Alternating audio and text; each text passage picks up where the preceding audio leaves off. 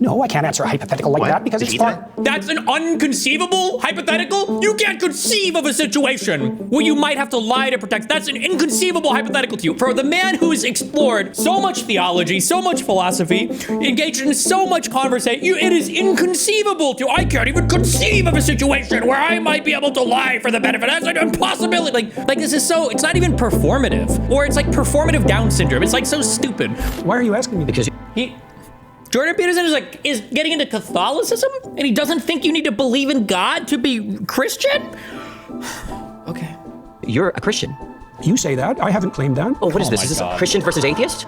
I don't know. You don't know where you are right now. Don't be a smartass. Well, and I mean, either you're a Christian or you're not. To you if you're a smartass. Oh, either you're a Christian or you're not. Which one is it? I can be either of them, but I don't have to tell you. You don't have to tell me. I was under the impression. I was invited to talk to you. What was the goal of the show? It's the ultimate in like not ever having a position ever. Atheists reject God, but they don't understand what they're rejecting. Ooh.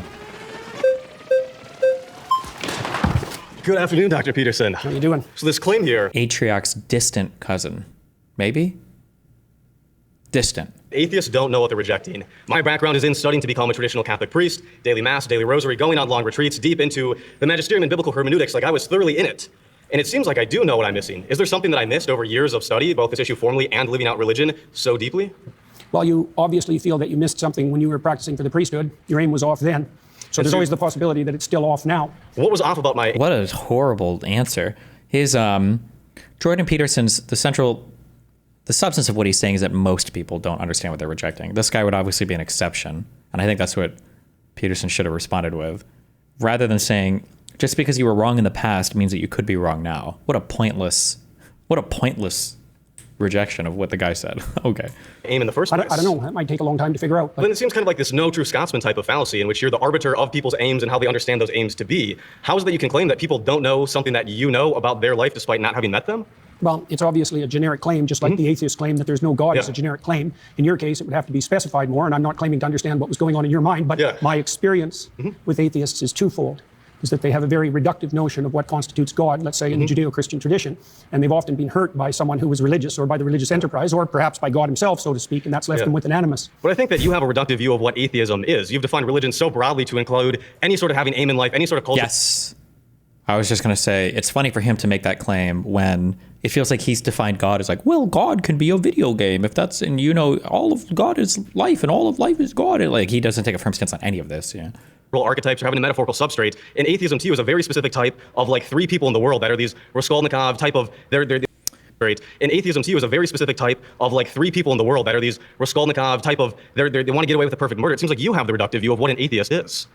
Well, let's start with your claim. Oh boy. How do you define the God that you're rejecting? Like, what is God to you? You studied in the church, you found that unsatisfactory. How would you characterize what you rejected? I think the average Christian believer, when they say that they're Christian and they believe, they mean some sort of God that is all-powerful, all-perfect, is somehow involved in the matters of this world, and that we look to them through wisdom and with Logos incarnate in Christ. And it also seems like you don't believe in religion in the way that the average Christian says that they believe in religion. And there are as many gods out there as there are believers because everybody has mutually exclusive and different views of what God is. So it seems well, like... if everybody had mutually exclusive views of what God is, no one could speak to each other. The mere fact of communication presumes a commonality of assumption and definition. Oh my God.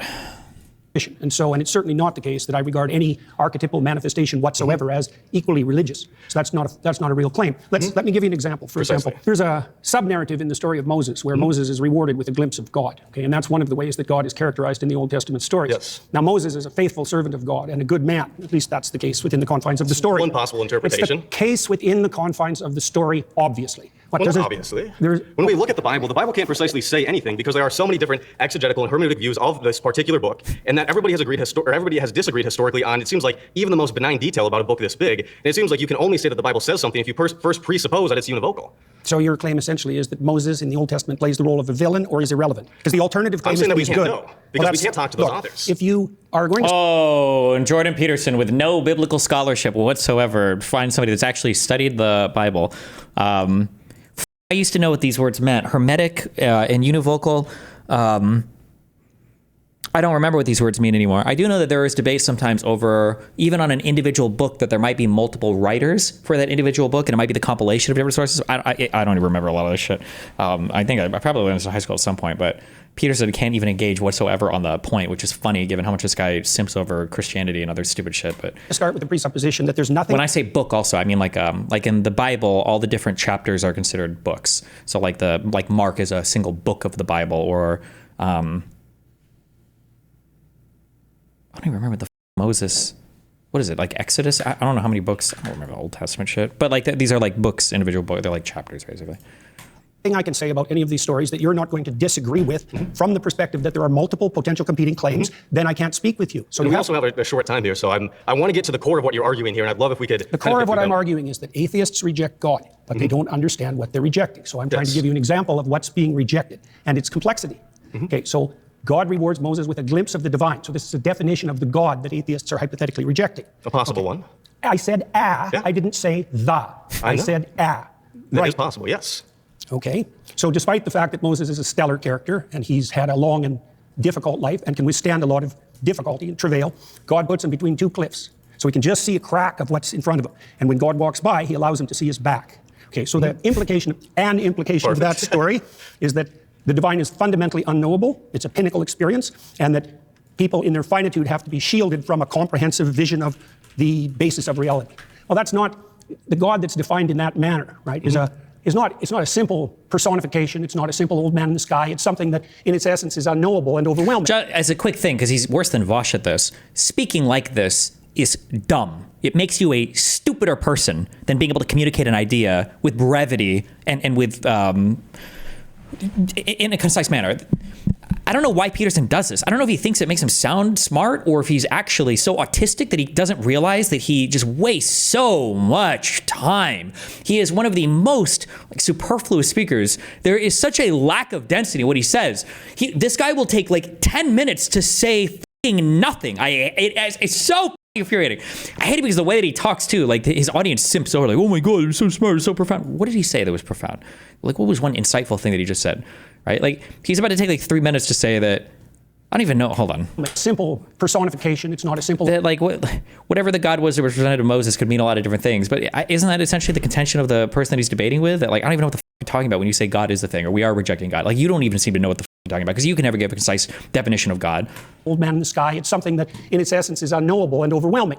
And that isn't, in my experience, the God that's defined by atheists who are attempting to undermine the story. I mean, it's the same claim. Isn't, in my experience, in the sky. It's something that, in its essence, is unknowable and overwhelming. Unknowable? How could you disagree with the guy's earlier contention that people have mutually exclusive definitions of God, and then you say, well, that wouldn't be the case, because if that was the case, then nobody could even communicate with each other, because communication presupposes some mutual understanding, which is true. But now you're saying there are aspects of God that are literally unknowable. Well, then in that case, you've like tautologically won the argument, right? When somebody says atheists reject God and they don't even know what they're rejecting, well, if the God himself is literally unknowable, you've defined the win in your in your language. Like, you can't lose. You don't even know what you're rejecting. What do you mean? I reject God. Okay, but God is unknowable. Therefore, okay, sorry. That isn't, in my experience, the God that's defined by atheists who are attempting to undermine the story. I mean, it's the same claim, for example, that you're a finite creature, and that you face something that in the final analysis is unknowable, and that you have to establish a relationship with it regardless of your inability to perceive or even withstand perceiving the whole. Okay, is there a problem with that? I mean, the problem is that when we look at, famously, when you've been asked, do you believe in God? The question becomes, what do we mean by God? And in the Bible, it's not even clear the biblical authors know what God is, because Yahweh has historically emerged from an early storm god, a deity that doesn't exhaust the category of deity, and that has changed over the Old Testament. Does God have physicality? Does God not have physicality? It seems like, yes, if you define religion to mean anybody that has an aim, anybody that looks at the unknown, anybody who wants to go from chaos to order is inherently religious, then yes. But also in the same way, I could define atheist as somebody who doesn't dogmatically believe in a religion, or somebody who doesn't regularly attend religious services or belong to a denomination. To help especially the audience, kind of like boil this down, there was a lot of words there. That the central claim is that we exist somewhere between the finite and the infinite. Central claim. A central claim is that we exist somewhere between the finite and the infinite? No, I said that we were finite and we had to establish a relationship with the infinite. Yeah, then in that case, then we're all religious, but then I can do the same thing and define one particular element of atheism. It seems like we both have a reductive view of what the other side looks like, to the point where a conversation seems incoherent, and not just incoherent, but not in the way that the average Christian understands Christianity to be. Do you have a problem? Let's pause there. Sorry, you've been voted out by the majority. Hey, how's it going? Nice to meet you. Nice to meet you, David. David, good to see you. Tell me everything that you know about the Polynesian deity Lono, L-O-N-O. I don't know anything about the Polynesian deity Lono. So you're rejecting something. Such a good argument. Oh, I was going to say this before, that technically Peterson's entire argument is built on a fallacy, that because he's baking in some normativity, some goodness or badness when he says atheists reject God without even knowing what God is, right? And the implication is that how can you call yourself an atheist and you reject God when you don't even fully know what God is? It's like, well, hold on. Do you believe in Star Trek's universe? And I'm sure like the average person was like, well, no, I don't. It's like, well, hold on. You don't even know what you're rejecting, sir. So you can't reject it. This is a fallacious argument. This is stupid. The burden of proof is always on the person who's presenting a claim. And for you to say that you can't reject any claim without knowing everything about the claim, I don't know what the formal definition of that fallacy is. I don't know how you formally define it, but it's fallacious. It's a fallacious line of thought, obviously. L-O-N-O. I don't know anything about the Polynesian deity Lono. So you're rejecting something without knowledge of what you're rejecting. I'm not rejecting it. No more than I'm rejecting anything that I don't know anything about. Do you believe in Lono? Do you believe that he is a deity that exists in the world, exists in the universe, that exists in the... And now Peterson is going to play a semantic game around what it means to reject or what it means to believe in something. And existence of everything? Do you believe that Lono I'll is answer that question once you answer my question, which is, do I reject everything that I'm ignorant of? Because that's your presupposition that undergirds your argument, and unless you can prove that that's valid, then there's no point... My question is quite simple. Yeah, but that doesn't mean it's formulated accurately. Do you believe that Lono exists? Yes or no? I'm not going to answer that question. Kill me, bro. Since I just described, you already insisted that if I reject something, that if I'm ignorant of something, I reject it. Do you think that everyone in the world has to know everything simultaneously for that to be valid and true? I think in order for your argument to be true, in order for it to be true that we atheists don't understand what we're rejecting, then you need to also apply that to yourself and to Christians and to Muslims and to any other person on this earth, where if you don't understand what you're rejecting the belief in, then you can't reject the belief in it. That's the implication of your I didn't say that I reject. He's absolutely correct. Good job. That's absolutely the implication of what he's saying. Man, I really liked the way that I spoke about this with who was I talking about? Oh, with Andrew Wilson. That there are some people that if your brain is open and you're actually trying to understand what's being said, there are some people that when you listen to them speak or when you listen to them debate, I think a reasonable person should always come away feeling like just unsatisfied. Not like that person was wrong or that person was debating in bad faith, but just like unsatisfied. Like I think Andrew Wilson produces that feeling. Like today we've shown up to debate whether or not 1 + 1 = 2. And you end up debating over what a straight line is because somebody draws a 1. He's like, well, I don't think that line is perfectly straight. And if it's not a perfectly straight line, then the number 1 is defined as having a slash that's a perfectly straight line. And he's like, wait, what? And then after like 2 hours, you're like, I don't even know what the we just argued over. I don't know what the this debate was over. It just feels very unsatisfying. I feel like all of Jordan Peterson's contentious conversations, I feel like all of them are deeply unsatisfying because he's incapable of having a frame of conversation where he can approach the substance of any particular issue and then have a conversation about the substance. It is this constant pivoting to these irrelevant side tangents. Somebody says something like,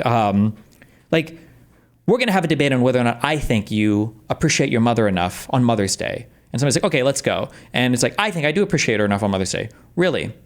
Appreciation is defined as the presence of enough serotonin and dopamine in the presence of this person. When was the last time you took a brain scan? It's like, okay, why don't I take a brain scan or whatever? I know what, really, define how you show appreciation then.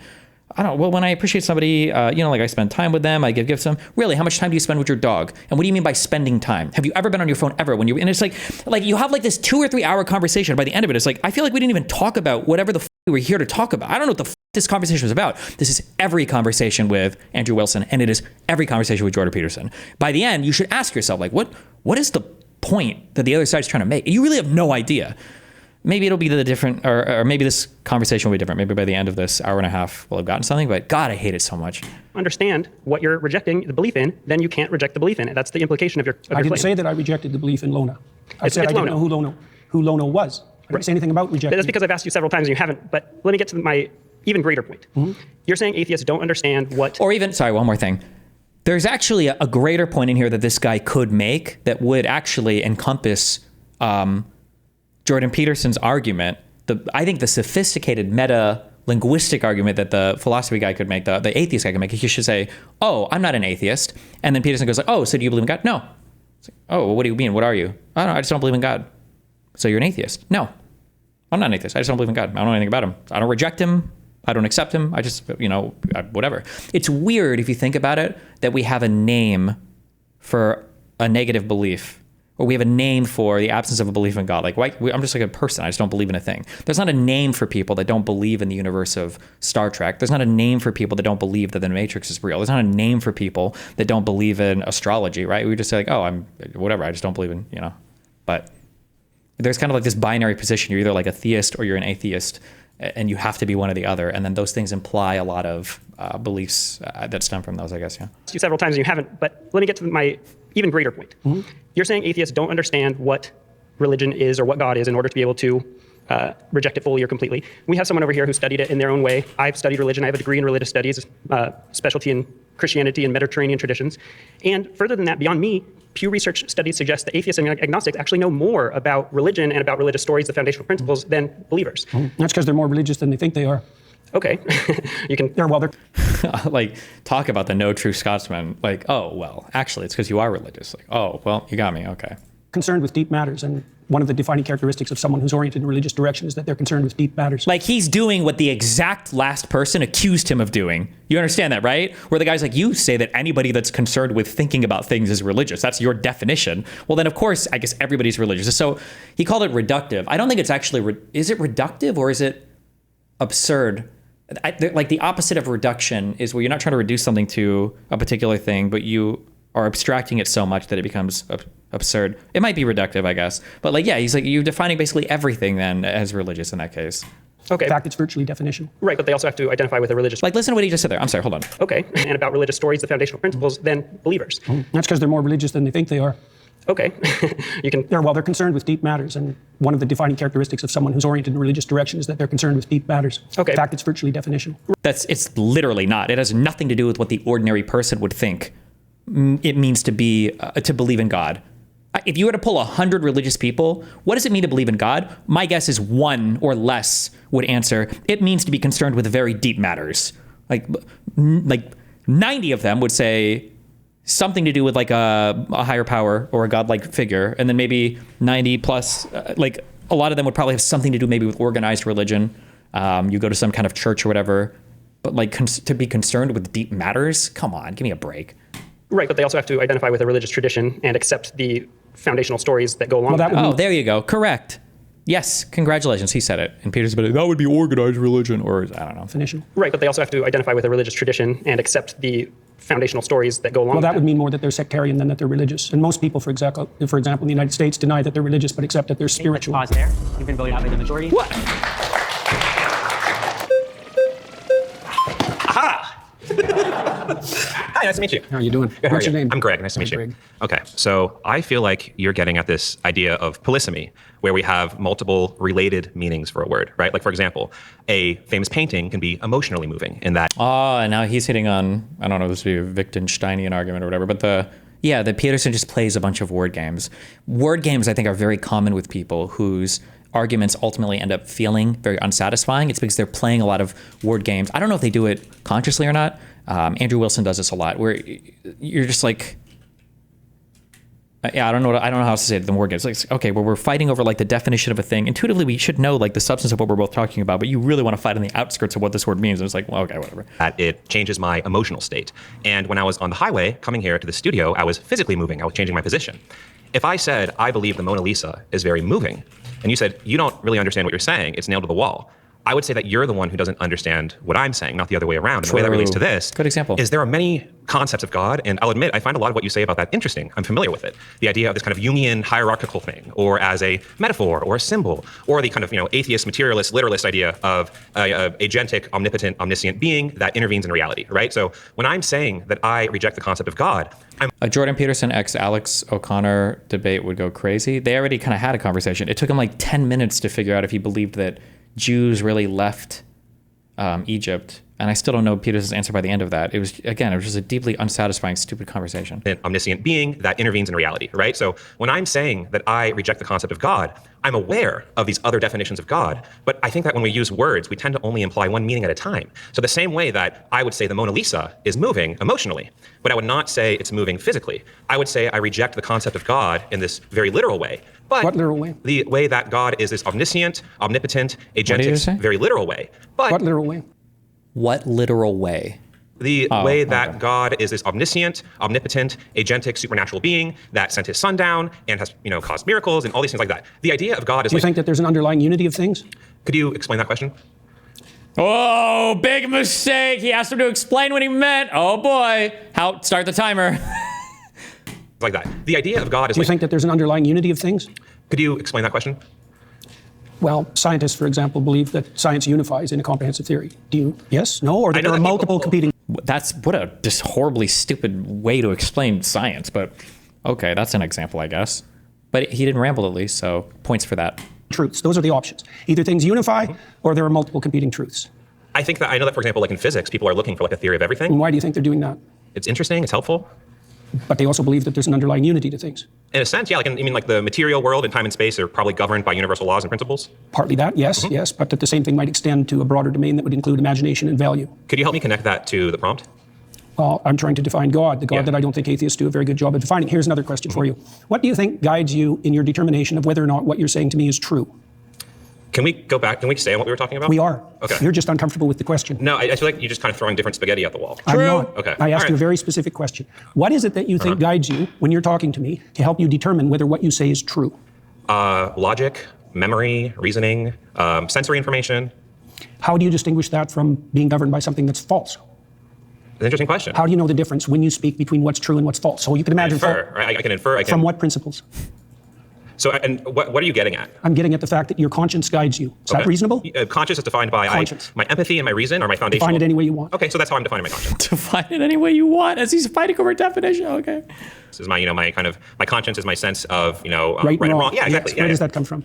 I would say that comes from an evolved capacity to empathize and a recognition of the benefits of engaging with and nurturing that capacity. And then that empathy is constrained and guided by reason, right? Like, for example, I am driving down the highway, there's a kitten in the road. I'm going to empathetically feel, oh my God, I want to save the kitten. But then reasonably, like, I'm going to get hit by a car, right? So that's sort of the process through which I make ethical decisions. Okay, how do you constrained by reason? Do you think that people can differ in their response to something empathically? Yeah. Is there a mediating principle that can tell you one person who's empathic and another person who's empathic that disagree, who's correct? Interesting. Yeah, I think that's where we'd have to, talk it out, right? Mm-hmm. We do that in real life all the time when we have, whether that's a discussion with a friend about the right thing to do in a situation, whether that's a policy discussion about law, right? That's where we can converse with each other, think about things, explain our perspectives, and then kind of reach a conclusion, right? I think we do that all the time. So Elijah, the prophet Elijah, defined God in the Old Testament as the voice of conscience within. Okay. That's a definition. So you're saying by that definition of God, I guess, see, this kind of goes back to what I'm saying initially. I'm not defining it. Elijah defined it. Okay, so as Elijah defines God. It's defined that way in Jonah, too. Okay, so as... Cardinal Newman also defined it that way. As I'm sure you know many people who define it that way. And it's impressive. You're a very knowledgeable person. I'm not trying to be impressive. I'm just pointing out to you how God is defined in the Old Testament. All right, so to respond to that... the definition of God is the voice of your conscience or whatever? That's what the...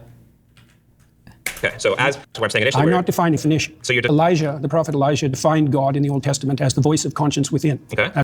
What a nothing statement. I don't think Peterson's really religious. It's just such a nothing. He's so devoid of substance. God, it fucking drives me crazy listening to this guy talk. It's a definition. So you're many people who define it that way. And it's impressive. You're a very knowledgeable person. I'm not trying to be impressive. I'm just pointing out to you how God is defined in the Old Testament. All right. So to respond to that, I do think there are lots of interesting ways to define God. And that goes back to my kind of opening Then how do we statement. specify what we're arguing about? We use context clues, again, it goes back to my example of the I'm Mona Lisa. defining God as conscience. Okay, so that's interesting, but then you're kind of expanding the meaning of God. No, I'm not. That's how it's defined in the Old Testament, Okay, so- in Elijah and in Jonah. Sure, so whoever, It's not whoever. okay. Elijah is one of the major Old Again, if you were to poll 100 Christians on what is God, I think one or less would answer God is conscious. Like, maybe through some way they'd get there through prayer or something. Maybe like, well, you pray and your conscience speak to you. That's kind of good. But like, what a pointless statement. He's literally doing the Mona Lisa moving. Yeah, in a way, he kind of is. Yeah, but whatever. Testament prophets. Right? He's equal in stature to Moses. Okay. Right. So it's not arbitrary. All right. So that is interesting, but it's not relevant to the context with which I am using the term God. It's directly relevant. Atheists reject God, but they don't understand what they're rejecting. You accept conscience as a guide, and conscience is one of the defining characteristics of God in the Old Testament. I think you're being intellectually disingenuous. In what way? Because I again, asked you if you believe that conscience... Like, oh, okay. So God is having a conscience? Well, I guess in that case, I have to believe in God then, if that's how we're going to define it. Like, what a... You just asked me a question and then you stopped me from answering it. In this setting, you understand the way I am using the term God and belief. Not in the least. I don't understand how you're using it in the least. That's why I'm trying to define it. My definition of God as conscience is a lot more precise and oriented than your definition of the God that you hypothetically disbelieve in. Oh, okay, Chief. relevant to the fault lines of this debate. How is it irrelevant? Because in common parlance, when we're talking about atheists, God, belief, not belief, I we're don't not care talking about common parlance. I'm trying to get to something fundamental. I think your point is irrelevant to the way that people tend Which to use point? these words. Your point that there are these... Like, I don't care about common parlance. I thought we just said earlier that communication was essential. We had to have some common understanding of words in order to communicate with each other, no? Polysemous I didn't make ideas that of God. point. You did. I made a specific point that God was associated with conscience. I just feel like you kind of retreat into the semantic fog. I'm not retreating at all. I'm advancing, sir. You are retreating. Oh my God. Well, it was very nice to Yes, meet you. nice I to meet appreciate you the too. conversation. Yeah, it's very brave of you to do this. My next claim is that morality and purpose cannot be found within science. What is up, Mr. Canada? How you doing, man? I'm doing great. What's your name? Brian. I think it's interesting that you say that morality and purpose can't be found in science. Actually, Oh, conscience, not conscious. Yeah, that's true. But I mean, everything I would say would be this. Your conscience, you're deciding between right or wrong is God. Nobody would define God that way either. what is up, Mr. Canada? How you doing, man? I'm doing great. What's How are your you? name? Brian. I think it's interesting that you say that morality and purpose can't be found in science. Actually, Not within science. Sure. Yeah. Sure. Purpose, I actually grant you, because purpose is subjective, right? Unless you want to boil it down to the purpose of life is just to procreate, right? Sure, whatever. Morality is actually something that we do see. We actually have examples of Neanderthals and older individuals found in the tribe, missing an arm, missing teeth, still alive somehow in his 40s, 50s, right? Typically, you're a Neanderthal, you can't eat, you can't hunt, you die, right? But we know the members of the tribe are taking care of him. Right? So we know that at some level, early in our evolutionary history, we actually developed altruism. We have examples of chimpanzees who actually have a basic understanding of fairness, right? If you give a chimpanzee 2 grapes, right, and his buddy gets 3, right? He actually freaks out, right? But you give both chimps 3 grapes and they're good. We have examples of parrots. Except for the greedy chimps. Except for the greedy chimps. They want 4 grapes. They want 4 grapes. You know, those do exist, right? But we have similar examples where we do animal tests, right? And So morality is intrinsic. I think So it precedes science. I think that actually right? a better way to define it would be that social animals, which we are, right, Yeah. require some level of morality or Into what? I'm not disagreeing. Sure. Why do they require that? because it's the only way that social groups can actually survive, right? That's my point with Sure. regards to science. Thank you very much. Is that Precisely the point that you just made, that science has to exist within a moral framework that isn't in itself scientific. how's that not scientific? Well, because it's not derived from the scientific process, as you just indicated. Doesn't My need to point from the is- scientific process. Hang It's on, the fact that hang on a we second. are social animals. We need that to. You shouldn't fight on this, but this is true. You shouldn't fight on this because it is true. I think it's pretty inarguable that science needs to be preceded by morality. You can't aimlessly investigate scientific things. You usually need some kind of goal, and the choosing of your goal is going to be some normative/moral decision, like why do we investigate what we investigate? And I think that presupposes some kind of like moral foundation, which is fine. You're not giving anything significant here, but you should give that. Science can't govern itself, like normatively. To exist as a group. I right? agree, but Sure. you pointed to the morality of Neanderthals, to the morality of chimpanzees. They didn't derive that from science. They don't need to. That's not That's how that my works. point. Science explains it. No, science doesn't explain morality. It doesn't explain how social animals would need to be. Well, that's altruistic. a complicated question. But we see it though. Yeah, but explaining the evolution of morality and explaining morality itself aren't the same thing. Okay, so you're asking why does this happen? Yes, that's more accurate. Because we're social animals and we Yeah, need but there's to be. more to it than that. Is there? Sure. For example, so we're moral animals that have a sense of the future. Sure. Okay, that makes us unique, and that structures our morality. No, actually, there are other animals that can predict the future. Or Not predict really. the future. No, tigers. Actually, there was a tiger at the SF Zoo that killed somebody. And so Hunting actually, animals- look- No. Kids threw shit at the tiger. The tiger actually plotted its escape, and it found the I'm not kids. saying that animals can't think. Okay, No, but they can let's pause see here. the future. That's what I'm saying. Well- Voted out by the majority. Thank you, man. Good man. Yeah. Clappa. Hey, Brian Peterson. How How you doing, man? My name's Luke. Nice to meet Good you. to see you, Luke. So your claim that morality and purpose can only be found in science is a little shaky because I think that your claim is really being framed to be morality and purpose can only be found in religion. Is that how you're kind of framing it? I would say that the domain of religion is the domain of morality and purpose. Yes, Okay. exactly. And also that science is actually structured, at least in part, technically, to eliminate such considerations from its purview a priori. Okay. Right? That's why we define science as value-free. But that has to be wrong because scientists have to prioritize their attention towards something before they can even engage in observation. That's true. And that act of prioritization of attention is a value-predicated act. And so I can continue. There's all sorts of things we have to assume Yeah. about science before it can take place. Okay, so what I'm specifically pointing out here is about This religion is 100% true. There's no way to. I don't think there's any way to fight against this, but good luck. in particular, since you yourself are a Christian, right? That's people debate about that, and I generally don't discuss it publicly. Okay, I understand that. And me, I don't discuss my personal religion publicly. Why? Okay, whatever. myself, I am a former young earth creationist fundamentalist. Oh, yeah. So I have experience in this. I used to run a TikTok channel directed about apologetics about the Bible, specifically in this type of facet with morality, evolution and such, and going back and forth with that. So in the Bible, it talks a lot about slavery, right? Yes. Yes. So in that, it teaches you how to take care of a slave. Rather than saying slavery is wrong, I think Now, it it should says say that in the story of Moses. It says slavery is incorrect. It says Well, it's that's immoral. why Moses leads his people away from slavery. But why does the Bible... I might be a bad Christian. I'm so sorry. I don't remember this. Did Moses lead the Jews out of Egypt because slavery was morally wrong? I thought it was because of the group of people who were being enslaved by the Pharaoh or the Egyptians or whatever, I don't think it was because of a moral contention with slavery. Did I miss this part? Maybe I did. I don't remember the verse, but okay. Predicate and tell people exactly how to take care of a slave. Isn't that immoral? Wouldn't you say that culturally we've evolved as a species, as he said earlier about empathy? Yeah, I would say that the reason we evolved, so to speak, away from slavery was because the West was founded on Judeo-Christian morality and the presumption that every person was made in the image of God. And so slavery itself became immoral, and that was established by Protestant Christians in the UK, who then convinced the UK government for 200 years to go to war. 200 years. Yeah, because there's like, I feel like there are rules for how to treat your slaves, and it's fucking, it's not Deuteronomy. What's the one with all the rules? There's like a big book that just has like all the fucking rules. Let me get my sandwich, hold on.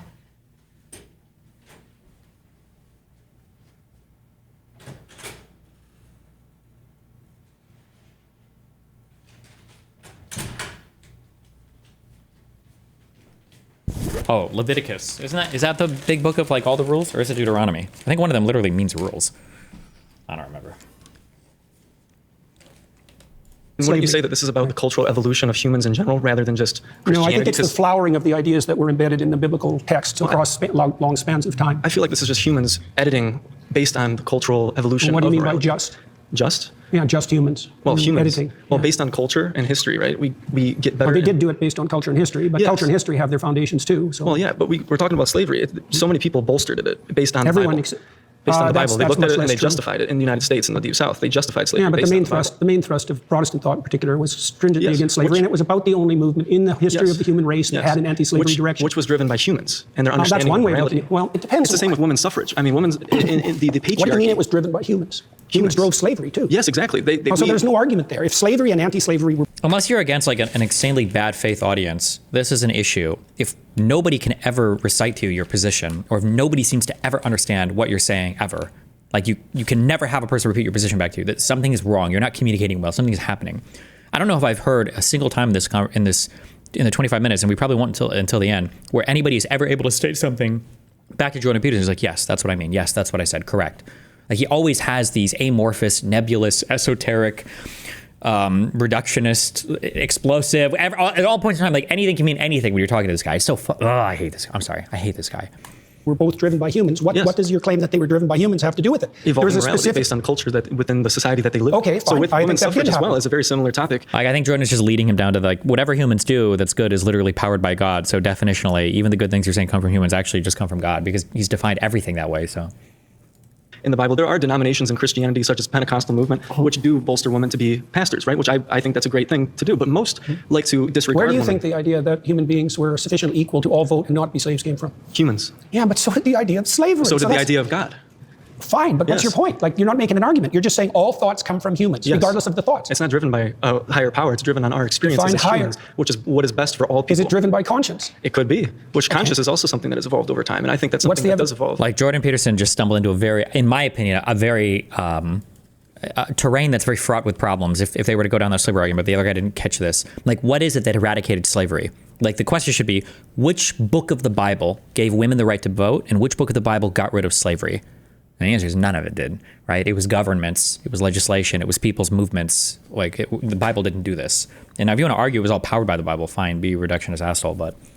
With morality and empathy. Okay, I don't understand the point that you're making. My point is that God influenced slavery. People looked at the Bible and went, this is moral because God says so, just like women's suffrage. There's lots and just like homosexuality. All human societies were slave-owning, so you can't blame that on the Bible. If humanity decided... Oh, wait, address that first. What, all slavery? human societies were slavers, so you can't blame that on the Bible. Well, you can say it bolstered it. Well, not if you look at the broad sweep of history, because it was the Protestant Christians based in on the their UK. interpretation of the Bible. It was the Protestant Christians... Which evolves over time. Let's pause there. You've been voted out by the majority. Well, it was great talking with you, nice sir. talking to you, Yes.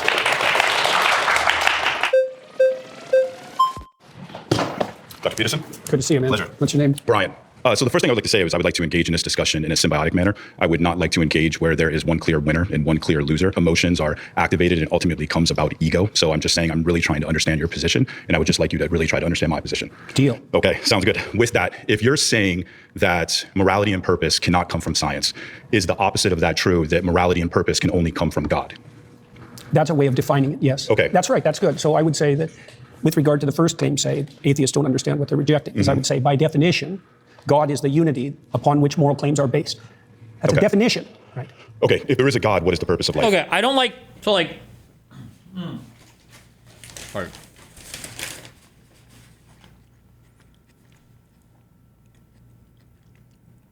This is the closest that he's gotten to saying somebody repeated his position correctly, but he doesn't actually agree. He just says, like, that's a definition. That's a way to say it. Just, can you just please have a fucking position on any part of the conversation? Please just have a position, please.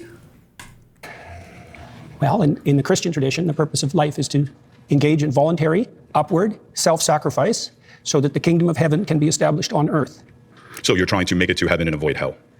Yes, that's a good way of thinking about it. What is the purpose of heaven? Do you understand? Well, so here's the deal. At minimum, it's the opposite infinite, of endless suffering. How about that? Okay, and so should we not try to achieve infinite suffering on planet Earth? And if we can achieve infinite suffering on planet Earth without God, avoiding it, if we can do that without God, then does that defeat your claim? Well, yeah, except that it doesn't. You circumvented my initial definition because I said that by definition, God was the unified source of morality. And so if we engage in a moral exercise... When you're talking about morality, though, when you really reverse engineer it and you get it down to its root, you're a psychologist, it really seems like it just has to deal with motivation. People are saying there is a God. It's more specific than that. Well, so let me ask you this. So if there is a God and there is a moral code and it doesn't come at your benefit, are you going to follow it? It depends on how you define your benefit. If it's going to come at your expense, would you still follow it? If God came down and said, here is my moral code and you should follow it, but even if you follow it, you are still going to end up in hell. Are you going to follow it? Well, that was the question that was put to Job and to Christ, right? Because they were required. Hang on, I'm answering your question. They were required to withstand trials that would break anyone and maintain their upward orientation regardless. And they did that with the motivation of believing that this omnipotent, all-loving God would somehow turn it into a benefit. So they still did it solely for their benefit. So yes, they did. Yes, they did. Hang on. Let's define benefit. Like if I did. This is the guy's asking a very good question. I feel like I asked this, but of course in an edgier way. To try to tease out, like, where do we really feel like morality comes from? Like, do we kind of have some intuitions on morality? Which I would agree we do. When I say intuitions, I mean like very biologically based. Like we have intuitions to eat certain types of foods, not like a strong moral intuition that comes from God. And I would argue these intuitions, we try to like reverse engineer them. Like, how do we explain them? And some people do God and they explain it that way. For people that are heavily religious, usually they don't want to engage with the hypothetical. But let's say a lost book of the Bible was discovered, and this book is 100% authenticated to be real. The fucking DNA of Jesus and all the biblical writers is found on it, and God even comes down real quick and does like a TV announcement. He's like, just letting you guys know, that's a real book of the Bible. And in this book of the Bible, it says you can have sex with children. Do you think that that is a thing that is now morally acceptable? Or do you become an atheist? And the answer should immediately be it's morally acceptable if you're religious, because if God commanded it, right? I mean...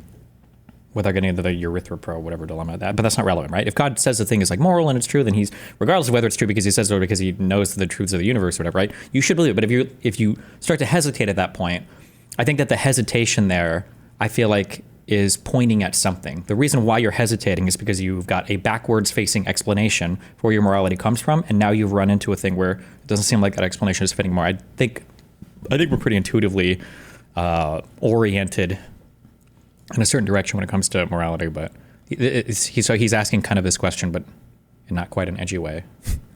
Something for your sister, would that be to your benefit?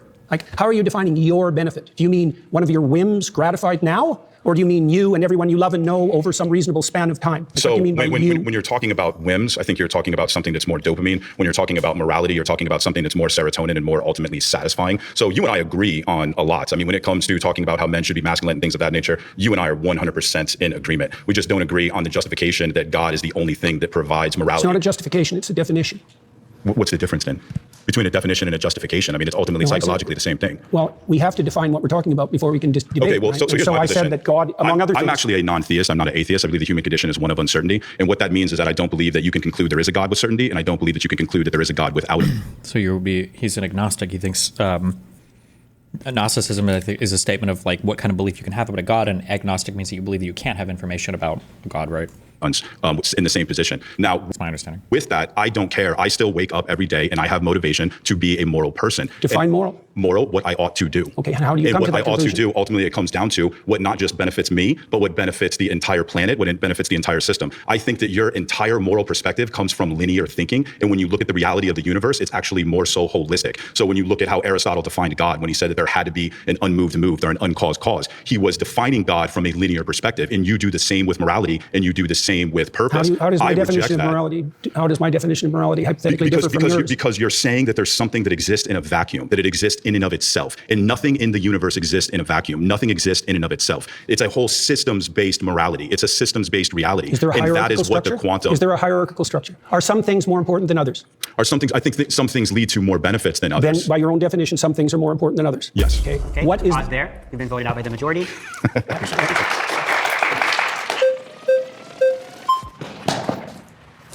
How you doing? Nice to meet you. Nice to meet you. I guess since you said morality and purpose cannot be found in science, it would just depend on like what you're referencing. If you're saying a description of your psychological preferences would be considered within science, sure. But I don't think that you have to say that it comes from science in order to be like an atheist. As an agnostic atheist, I don't know if God exists and I don't believe that God exists. And the only ones that I would really reject would be like the all-knowing, all-powerful, all-good, perfect notion of God that plenty of Christians like prescribe themselves. So I guess How is that relevant to this claim? you're basing a position of morality and purpose in some like notion of God that isn't the same type of notion of God that typical Christians would prescribe. Your notion of God is What typical Christians? Yeah, typically when I talk to Christians, they say that they believe in an all-knowing. About Cardinal Newman, who defined What typical Christians? Like, bro, come on, give me a fucking break. God as conscience. He's a major influence on all of Catholic social theory. How about that, Christian? Euthyphro, yeah, whatever that guy's. Sure. So do you believe in the all-knowing, all-powerful, all-good notion of God? What do you mean by believe? You think it to be true? That's the circuit. Kill me! Kill me! Kill me! Kill me! Kill me! Notion of God? What do you mean by believe? Do you think it to be true? That's the circular definition. What do you mean How when is you that say you circular? believe? How is that circular? Because you added no content to the answer by substituting the word true and believe. I said you think it to be true. All right, so if you a believe belief? something, you stake your life on it. What do you mean by that? You live for it, and you die for it. That's what I mean by that. It isn't something that you say. It isn't something that's associated with logical consistency. It's not declarative. It's not. Do you see he just did the Mona Lisa thing again there, right? Do you believe in something? Believe in it as in, I guess, have some mental state where you would assert a particular thing is true or exists, I guess. I don't know how you would, like, that's what you mean when you say you believe in something. But now he's like, a belief. He's like, do you believe in your country? Do you believe in these ideals that are worth dying for? Like, wait, what? Why did we just shift? Why did we pivot on what believe means there? We're clearly talking about something way different now. Propositional. It's not a figment of your imagination. It's the presupposition of your attention and your action. And you're either fragmented, in which case you worship multiple gods, or there's some unity at the bottom of it that makes you an unstoppable force. Okay, so you're saying that you don't believe something if you wouldn't die for it? Not really, no. Okay. So then, How would you define belief? Something you say? Okay, so I explain. Like, I could believe it is the case that this pen exists, but if someone like threatened my life, right, I would lie in order to be able to save my life, right? Like, I think you would do that too. You wouldn't lie to save your Don't be life. so sure. You wouldn't lie to save your life? How much do you know about me? I didn't lie to save my career. I Oh didn't my God, kill me. lie to save my clinical practice. Would you lie to like save your children, your mom, your dad? I don't think lying would save them. No, can there ever be Oh, wow, how clever that you can just define away all of the challenging questions. Nice, good one. a circumstance logically that lying could save someone? Yeah, and if you're steeped in sin, you're likely to live in circumstances like that. I'll give you an example. If you're like Just do there's a super common challenge to deontologists about lying and a Nazi showing up at your door. Just give them that one. in like Nazi Germany, and it is the case that there's like Jewish people in your attic, and Oh, you're there trying to you protect go. them, would you lie to like the Nazis? I would have done everything I bloody well could, so I wouldn't be in that situation you to begin lie? with. Oh my God, give me a f***ing break. It's a hypothetical, and it's You not can't answer answerable. hypotheticals? No, I can't answer a hypothetical like Why? that because Did it's you eat far.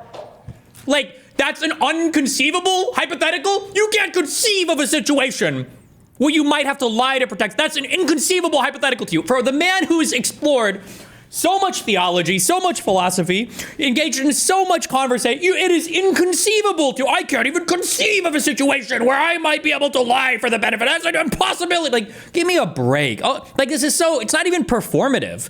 Or it's like performative Down syndrome. It's like so stupid. Like, what would it be like if your IQ was like 65, but you also had to LARP as a philosopher for a day? Like, Jesus Christ, dude.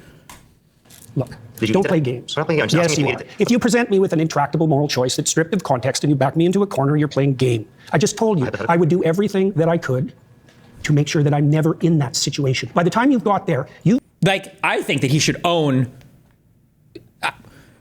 This would be an interesting question to challenge that, because even Jordan Peterson doesn't believe that. Okay, so you're telling me that in that scenario, every single person that has to lie to protect a Jew, there has been a journey of moral failings up to that point, that any time you must lie to protect another person, it's always due to a personal moral failing to wind up in that situation? Like, what an absurd claim. You've made so many mistakes that there's nothing you can do that isn't a sin. being born in Nazi Germany and trying to protect people that you care about. Like there could be a Jewish friend that you have. There you go. And you want to protect them. I think you should have just them give in up your on attic. that line of questioning. Give up on. What do you mean give up? Oh my God, he's gonna virtue signal. He's about to whip out the biggest virtue signal. Oh, kill me, dude.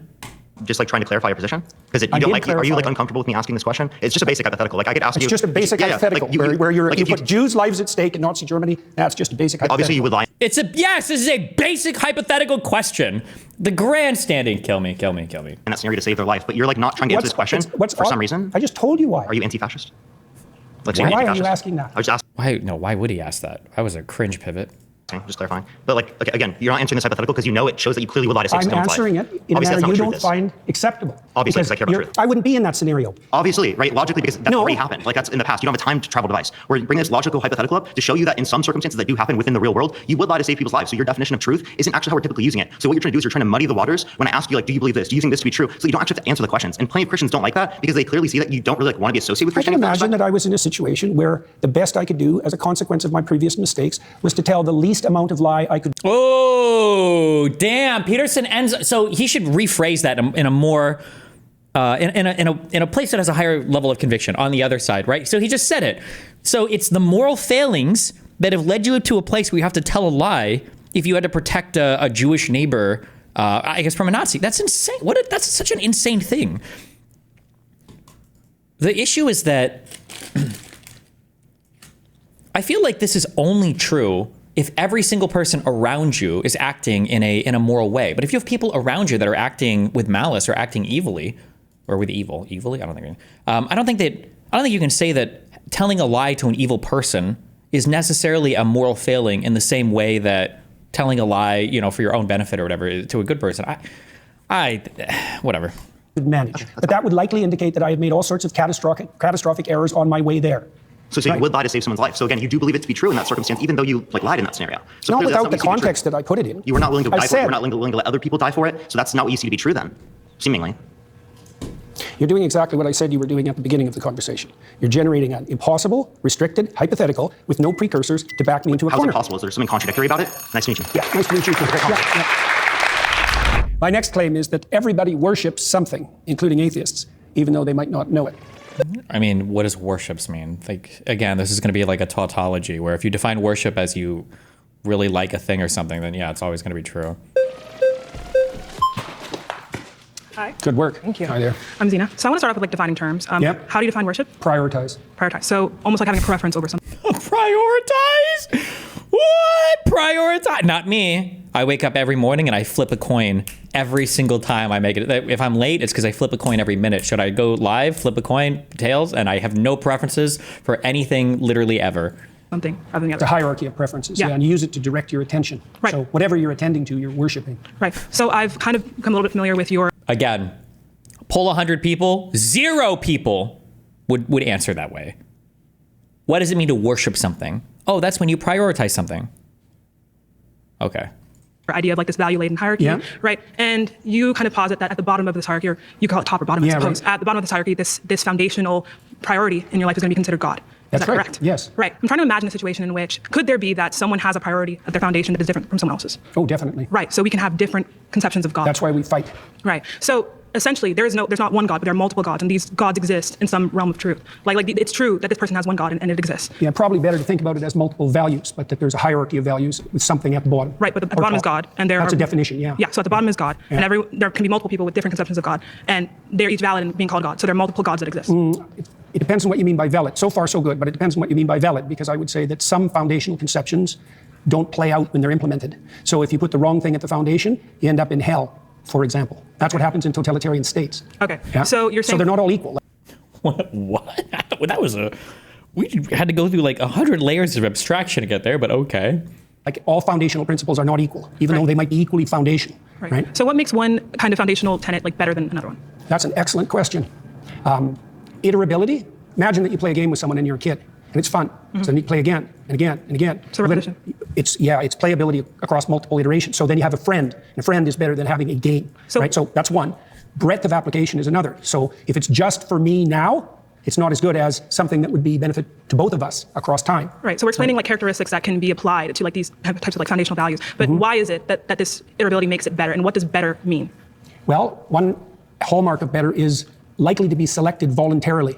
So it's invitational. Another descriptive kind of quality. So we're talking about characteristics that in some type of system with a goal, an output being like, we could maybe say happiness, right? Or some type of harmony. Harmony, yeah, right? that's better. Not happiness precisely, because it's too short term. Exactly. Thanks. So as someone who is an atheist, right, I can explain that within a system, there are things that we can see as better or worse to meet this goal or meet this output. But what we're interested in, though, is what could make these things, regardless of any system, right? Well, imagine that you set up a system and you implement it, and it produces the opposite results to which you intend. Okay, that's not a good system. Exactly. Right, so the foundational principles are lacking, because when you implement them, the game degenerates instead of moving towards the aim. Right, so we're talking about within a system. When we talk about something being moral, right, just absolutely moral, it means that without a system. Yeah, I just noticed Jordan Peterson changed his meta. To what? So, he has perfected the art of arguing without arguing. And what I mean by that is he'll make some sort of normative statement like, I don't know, God is all good, or like X political system is better than, you know, some other political system. And then somebody will ask him, okay, well, what makes it better? What makes it good? Why does goodness come from this place? And then he'll just simply make some sort of descriptive statement that you would fundamentally agree with, like, oh, well, I define good as, like, this resulting in this. And then they're like, oh, okay, well, yeah, I agree, that would be good. But then you have to ask, like, what makes good good? And everyone fails to ask that question. So he'll define something like good, and as like some sort of descriptive statement, like as long as these two qualifiers exist, then that is good by definition. So you could swap out good for, you know, whatever qualifier he's talking about. But then because he initially made a normative statement, it doesn't make any sense anymore. Yeah, he plays a lot with these types of things, with normative, or with descriptive and prescriptive statements, and with redefining words and shit. That is why I said at the beginning of this: every conversation with Jordan Peterson, if you come away really thinking about it, I feel like all of them are deeply unsatisfying. And the reason why is because he never actually has a real conversation where he's saying anything of substance or meaning. It's always these like super stupid word games where we're just like bouncing around on a ton of different definitions or contexts to say something like, to pretend he's saying something profound because he uses enough big words. I'm still trying to figure out what exactly he's intending to do. I don't think he's just simply trying to get attention.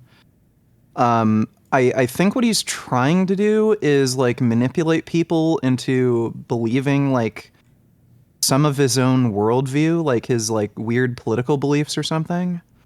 Well, I think he has like I think he believes in. I think he's egotistical. I think he just wants to be seen as like an intellectual, and he enjoys having these conversations. Well, sure. Like I know for sure that he likes to try to sound smart, and he just like deliberately goes out of his way to say just the most complicated, convoluted, nonsensical things, just to sound intellectual. But I mean, it's still a time waste. So, you know, on some level, I'm sure he wants attention and fame and money or something. But I still haven't figured out, like, what his end goal for some of these conversations are. Because I just can't link it to any kind of political narrative that he's trying to. I mean, he's like kind of part of the. Is he still in the Daily Wire or like the right? I don't know what his project is right now. All of those people have kind of like flung off. Peterson seems a little bit aimless right now, but also he might have just made a fuck ton of money and he's kind of like over it. Maybe, who knows? Maybe. All right, well, stay on that alpha male grind set, dude. All right, I love you. Be careful. Take care. Right, this thing is simply more with no reason. Like, stands independent, this thing is good. So I'm trying to figure out if such thing can exist. And if so, do you believe that these things are moral in of themselves, like self-evidently moral, or are they moral in accordance with the system? I can't define them any more accurately than I already did, really. Okay. In regards to morality, when we talk about the divine, when we talk about God and religion, these moral tenets and religion, right, and God exists as good because it is God, right? So it's self-evident, right? Without any kind of goal or output, this thing is good. So I want to figure out how... There's an element of that that's true. So, for example, in the story of Job, Job is unfairly tortured in consequence of a bet between God and Satan. And so Job is emblematic of someone who's being hurt for no apparent reason. Okay, so Job's response to that is that he refuses to lose faith in himself, and he refuses to lose faith in the ultimate goodness of being. Okay, and those are axiomatic decisions. They're not exactly evidence dependent because he is suffering. There's an arbitrariness in that that's reminiscent of what you claim. So I'm essentially trying to figure out, do you believe that something can be good, like stance independently, something that can be good? I don't know what you mean by stance independent. Okay, so you mean independent of... Wait, so now I think we are getting to that urethropro. I don't know how to, or euthropro. How do you pronounce whatever the fuck? Is there a goodness that's a feature of the universe that God identifies and then communicates to humans? Or is something good merely because God commands it? So could God ever say a thing or command a thing that's not good because he's like going against what the code of the universe is? Or does God write that code as he speaks, basically? I'm the guy you're about to review, and at the start of the video, Jubilee changed the title from 1 Christian versus 20 Atheists to JP versus 20 Atheists a couple hours after release because of backlash. Wow. People? Independent of people. We can use that, or more so, I want to be more specific. Something that can be good, right, regardless of any end goal. It's just good. No, I think good is tied up with goal. Goal, okay. I completely agree. So, in a sense, this is why... That's why the religious goal in Christianity is the establishment of the kingdom of heaven on earth. It's goal dependent. Okay, right. And so it's in reference to a goal. So, or the goal would be the imitation of Christ. Someone's goal, right, can be something that doesn't encompass being in congruence with God or being with God. No, the thing that they want to be in congruence... Oh, right, okay. That's right. That's right. That's good. That's great. The thing they want to be in congruence with is fundamentally equivalent to their God. So what makes someone a Christian and what makes someone not a Christian? What makes, that's what I'm trying to figure out. Because that's a good question. Yes. Yeah, well, probably the deepest answer to that is willingness to shoulder your cross voluntarily and trudge up. God, it's always the gayest, most empty, hollow, stupid... Bro, how does he do this and not feel like any amount of like shame or humiliation? Like he never has an actual concrete fucking answer for anything. God, it's actually so fucking cringe. Please don't link me anymore of this shit. I hate listening to this guy talk. Hill regardless of circumstances. Okay, so someone can believe in... Wow, so being a Christian at its most fundamental core means to shoulder a burden. Thank you, Jordan. Thank you. Can have a God because in your definition, your first preference, that is God, right? So someone can believe in God, right? And not be a Christian. Right? Yeah, well, there's a statement that Christ makes in the Gospels. He says, not everyone who says, Lord, Lord, will enter the kingdom of heaven. So not that they're even saying that they believe in God, but they just... I know, but that's why I'm saying this to you, is that Christ himself points out that there's a difference between people who say they believe and people who act it out. And the fundamental issue is the action rather than the stated belief. But he also says that, to be saved, right, you must believe God has died for your sins or that God has resurrected in some way. So it's like, I don't necessarily think that we can take from the Bible and say that like acting in accordance with God necessarily means, or acting in accordance with, the principles of God, like, for example, sacrifice, like you talk about, means that you are Christian. I don't see how you can get that from that interpretation and then, kind of justify it as the truth. I don't think that the fact that you sacrifice is sufficient to make you Christian. So can we repeat once again what you believe makes... Oh... Okay, well, that was a bit of a contradiction, I feel, just because now he's saying, well, sacrifice alone doesn't make you a Christian. So there must be some other thing. The most important thing is, it's not, what's the opposite of dispositive? If you, disqualifying. If you don't believe in God, you can't be a Christian. It doesn't matter if you meet every other thing. The belief in God is a requirement. This is the most basic, easy, obvious thing, but I don't think Jordan Peterson would ever own it because he's an actual fucking mind cuck. Someone Christian.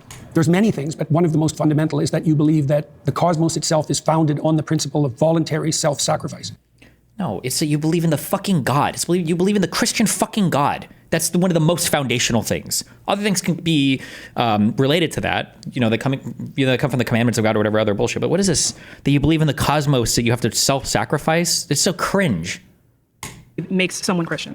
There's many things, but one of the most fundamental is that you believe that the cosmos itself is founded on the principle of voluntary self-sacrifice. Best founded. Let me offer you a contrary example. Like, is he doing this to try to reconcile his beliefs with like fucking libertarianism? Like, what is God foundationally? It's the NAP. It's the non-aggression principle. All exchange has to be voluntarily done. Like, give me a break. Come on. That power rules. And so that my assumption would be, if I can make you do it, I win, right? And I can found a whole society on that, and that happens a lot, by the way. And that's also how societies tend to degenerate. And so that would be a society that was founded on the principle that you get to sacrifice and I don't have to. Right? Now, the contrary to that would be something like, you give up voluntarily and with courage all the things you need to situate yourself properly in relationship to the future and other people. Right. So then there's a harmony. That's why I talked about harmony earlier. So you navigate your life, right, in accordance kind of to this principle of self-sacrifice. Can I say it in that way? Yes, you can definitely say it that way. That's exactly right. And navigate is the right term. So someone does not have to have any awareness of Christ, of the story of Jesus, but let's say 60% of their actions, right, or more, whatever kind of metric you want to use, are in line with this self-sacrifice. So the Christian thinkers of the Middle Ages dealt exactly with that problem when they were talking about the pre-Christian philosophers, for example. And they noted the similarity, let's say, between pre-Christian Greek thought and later Christian thought, and presumed that there were moral actors outside the Christian domain. Right. So is that person Christian, though? that persecution? Well, to some degree, again, that's a matter of definition, because they wouldn't be proclaiming Christian propositions, but they're acting out the pattern. Right? So, yeah, so imagine that full Christianity would involve... Like, she's asking you the question. Why is he saying, well, that would be the question? She's asking you. Give an answer. Answer the question. That's what she's not saying. What was it? Hold on. ...side the Christian domain. Right. So is that person Christian, though? Is that persecution? Well, to some degree, again, that's a matter of definition. Yeah, she's asking, what is your definition? That's a matter of definition. Yeah, she's asking you, what is your definition? Wouldn't be proclaiming Christian propositions, but they're acting out the pattern. Right? So, yeah, so like, imagine a definition of Christ, of Christianity, that doesn't involve believing in God. What are you talking about? Like, do you understand how definitionally he's won the whole argument by defining every single good thing or having a conscience as being religious? Like, it's such a hollow, stupid way of defining things. And it's sacrilegious. You can't be a Christian and not believe in God. This is the whole point of being a Christian. Or it's not the whole point, but it's kind of the most important part. Imagine that full Christianity would involve a dozen things. And you can imagine someone who knows nothing of Christianity, say, acting out 8 of them. Right. So then they'd be 8/12 Christian or something like that. Christian. Well, but to be like a full Christian, how can someone say, I am Christian? Like, I am Christian, not 8/12, but Christian. Well, I hesitate to do that personally, because I think it's the kind of goal that you be very careful about proclaiming. The technical. But belief is not necessarily, to be mostly Christian, belief is not necessary. 8/12s or, right? Well, it depends on what you mean by belief. See, because I would say that acting out the pattern is the deepest form of belief. No, it's not. He's so stupid. He's not even a good Christian. No, acting as a good person does not mean that you suddenly believe in Christ, and it wouldn't be treated as such. Okay. Sorry. How much? 30 minutes? Now, you could add to that what you say. So, maybe in the optimal situation, how you act and what you imagine and what you say, they're the same, right? But you can imagine a hypocrite who says all sorts of wonderful things and does nothing, and you could imagine another person who acts in a very positive manner, but... Just as a quick thing, he just played another word game. I don't know if you catch that, right? When people talk about not acting in accordance with or in concordance with what you're saying and being a hypocrite, they mean that you say we should treat people well and then you treat people poorly. That would be a hypocrite, okay? He doesn't mean like treating people well but not professing a belief in God, but because you're treating people well, your actions are in concordance with a belief in God. These are not related concepts at all. These are totally different concepts, and he's conflating them here to play a word game to try to make it sound like he's saying something meaningful, and he's not. Add to that what you say. So, maybe in the optimal situation, how you act and what you imagine and what you say, they're the same. Correct. As in, like, you say we should treat people well and you tell other people to treat people well and then you treat people well. Right, but you can imagine a hypocrite who says all sorts of wonderful things and does nothing, and you could... For sure, but that's not a person who... He's trying to draw an equivalence here. I already said that. Imagine another person who acts in a very positive manner but proclaims nothing. So what I'm kind of seeing is like a descriptive, a really comprehensive but descriptive analysis of human action, human thought, and by which we can characterize people and put people in boxes. But I don't see... Why in boxes? When I say in boxes, I mean like I can categorize you based on your actions, not based on necessarily what you say, but based on your actions that you are more so or less so Christian, right? Things like that, right? So we can categorize people as Christian. Well, I would say more or less voluntarily self-sacrificing. But that's also what we came to, though, is that someone can be like 60% or 70% Christian based on simply just acting in that way. Yeah, Richard Dawkins is like that. I watched that debate. Let's pause there. We've been voted out by the majority. Very good. Thank you so much. Really, very thoughtful. Hey, Dr. Peterson. How are you doing? Danny, nice to meet you. What's your name? Danny. Dan. Like, would you say a person who is a devout Muslim, who does all the good things and doesn't do the child sex shit or whatever the fuck else, the crazier thing, I don't even know what strict adherence to whatever would entail. Would you say that a devout Muslim who prays to God, believes in God, but is in the Islamic religion, is this person also a good Christian? Because they perform 9 out of 12 of whatever, he's saying whatever the actions are required for you to make it to be a Christian? Like, or would an atheist who does every single thing a Christian does, but they like profess their atheism? I do not believe in God. I do not believe in God. Is that person a Christian because of the way they act? Like it's such a stupid, cringe, hollow way of defining any of this. You're saying atheists worship things or people or places, whatever. Can you be very clear about your definition of worship again? Attend to, prioritize, and sacrifice for. Okay, that's it. That's your understanding of worship. Well, I can flesh it out, but that'll do for the time we have. Okay. Do Catholics attend to Mary? Yes. Okay. So do they fit that description of worship? Yes. So you would say Catholics and other people that revere Mary, like the Eastern Orthodox tradition, worship Mary? Well, they might not put her in the highest place. But you would put it that way. No. You just said it. You're taking... I don't know anything about anything. I don't know what Peterson's religious background is, what the religious background is in Canada. I'm surprised that Peterson's never heard these memes before, but maybe he doesn't do anything with Catholicism. One of the biggest owns that Protestant weak losers, spineless fucks, okay, do against Catholics is they try to claim that we worship Mary, okay, because we have statues of her and because we say she's sinless, okay, because she's got a tight puss, all right, and they're all like, oh, you worship fucking Mary, you have pendants of Mary, and it's sacrilegious, okay, losers. But it doesn't seem like Peterson's aware of what he's getting at all, I guess, whatever. Taking it back There's now? still a hierarchy. Okay, there's a hierarchy, but within the There's something at the top. All right, you can worship things Mary is below. quite a ways up the hierarchy, but not at the top. Let's go over your definition of worship again. What's your definition of worship? Attend to. Attend to. Prioritize. Do Catholics and sacrifice for. What do Catholics attend to?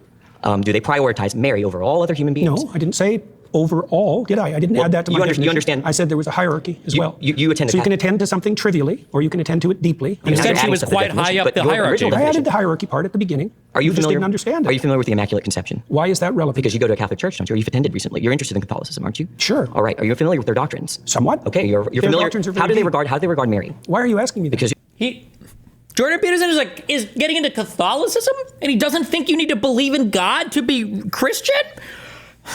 Okay. You're a Christian. You say that. I haven't claimed that. Oh, what is this? Is this Christian versus atheist? I don't know. You don't know where you are right now. Don't be a smartass. Well, and I mean, either you're a 'cause Christian I won't or you're talk not. to you if you're a smartass. Oh, either you're a Christian or you're not. Which one is it? I could be either of them, but I don't have to tell you. You don't have to tell me. I was under the impression. I was invited Hey, to you talk don't to. know what was the goal of the show? It's the ultimate in like not ever having a position ever. Christian. Am I not talking to a Christian? No, you were invited to. I think everyone should look at the title of the YouTube channel. You're probably in the wrong YouTube video. You're really quite Damn, Jesus.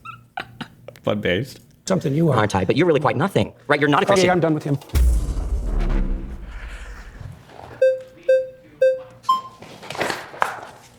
Hi there. Hi, nice What's to your meet name? You're so ass-man.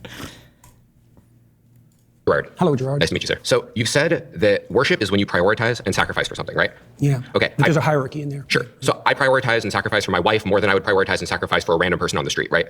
Probably. Yeah. Presumably. Do I worship I don't know. my I've wife? seen some pretty bad marriages. Assuming a good marriage, are you saying I worship my wife? I'm trying to define worship. Well, that's what I'm asking. So prioritize and sacrifice. I do The those higher things. it is in the hierarchy, the more what you're doing is akin to worship. But even in your trivial acts of attention, you're prioritizing and partaking in worship, even if you don't know it. So I am and it's partly, well, with regard to your wife, say. So why do you value your wife? You do value your Yes, wife. I love her, so I prioritize and I sacrifice for her. Right. So that's within the confines of love, let's say. Sure. What else does it serve? What else does what serve?